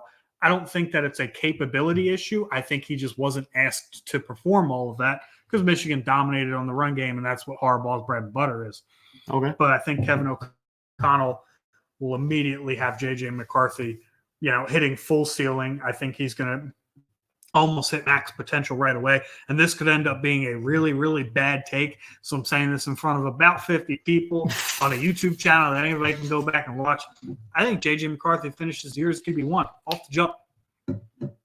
He's also a very athletic individual who can run the football. He has fantastic pocket awareness, always keeping his eyes downfield, has the arm to make any throw on the football field. If you go back and watch the tape, there's nothing this guy can't do. It's just he wasn't asked to do it a whole lot. And I think being with Kevin O'Connell now is going to unlock a different level. Huh. Wow, that was a hot take, ladies and gentlemen. I wish that got the 50 views because that was man, I see what you're saying, and I see the avenue for it. I do. I just do not trust him. And I do not, and that's fine. Where do you think McCarthy finishes fantasy-wise? Quarterback 18. Okay, I have him at least quarterback 12. So want to go 15 or better for a jersey bet? No, we already have one. I already told you I wasn't doing jersey bets this year, and our loyal. No, hey, don't you dare do this. Don't you do this to me. This man. Damn. Smells like bitch in here. I guess it does. I did it for the fans. That's why I made the jersey bet. I just need to get you a few more mix. We'll see. If he gets back to 50, we'll shotgun another beer. How does this affect LeBron's legacy? But yes, that is my take on J.J. McCarthy. And I also believe That's a good one. That Jordan Addison, this is very correct. This is very correct. That's what I was saying. The whole comment section now, because you can see he is the whole he is the comment section. He's I will calling say you that out much. now. Yes, it does smell like bitch in here. Say it to my face, you limp noodle. Not you. That one in the comment section. Anyway, yes, that is my take on J.J. McCarthy. I haven't heard that one. That one's It is hot. That's I do risk being laughed at, but I also risk looking like fucking genius. I was about to say, yeah, we both have taken some very hot takes. This will be referred to for the entire year. We will make clips of this. Make sure you follow us on TikTok for sure. Yeah, I'm clipping a few of these. Oh, yeah. Yep. But that being said, the Vikings were the last piece. What a great show. Yeah, what a great show. Great people, too, watching us. We appreciate every single one of you. 50 viewers at the peak, guys. Thank you for tuning in. And like Jake said, when he gets back stable, we'll be a little bit more consistent. But we did miss a lot of the offseason, so 2.5 hours If you're listening on Spotify, Apple Podcasts, or wherever you listen to your podcast, if you got 2.5 hours, go ahead and listen to it. But thank you for tuning in to another episode of BSing Sports, part of the BSing Network, where we do a little BS. Cheers, buddy. Talk a whole lot of sports. Have a good night.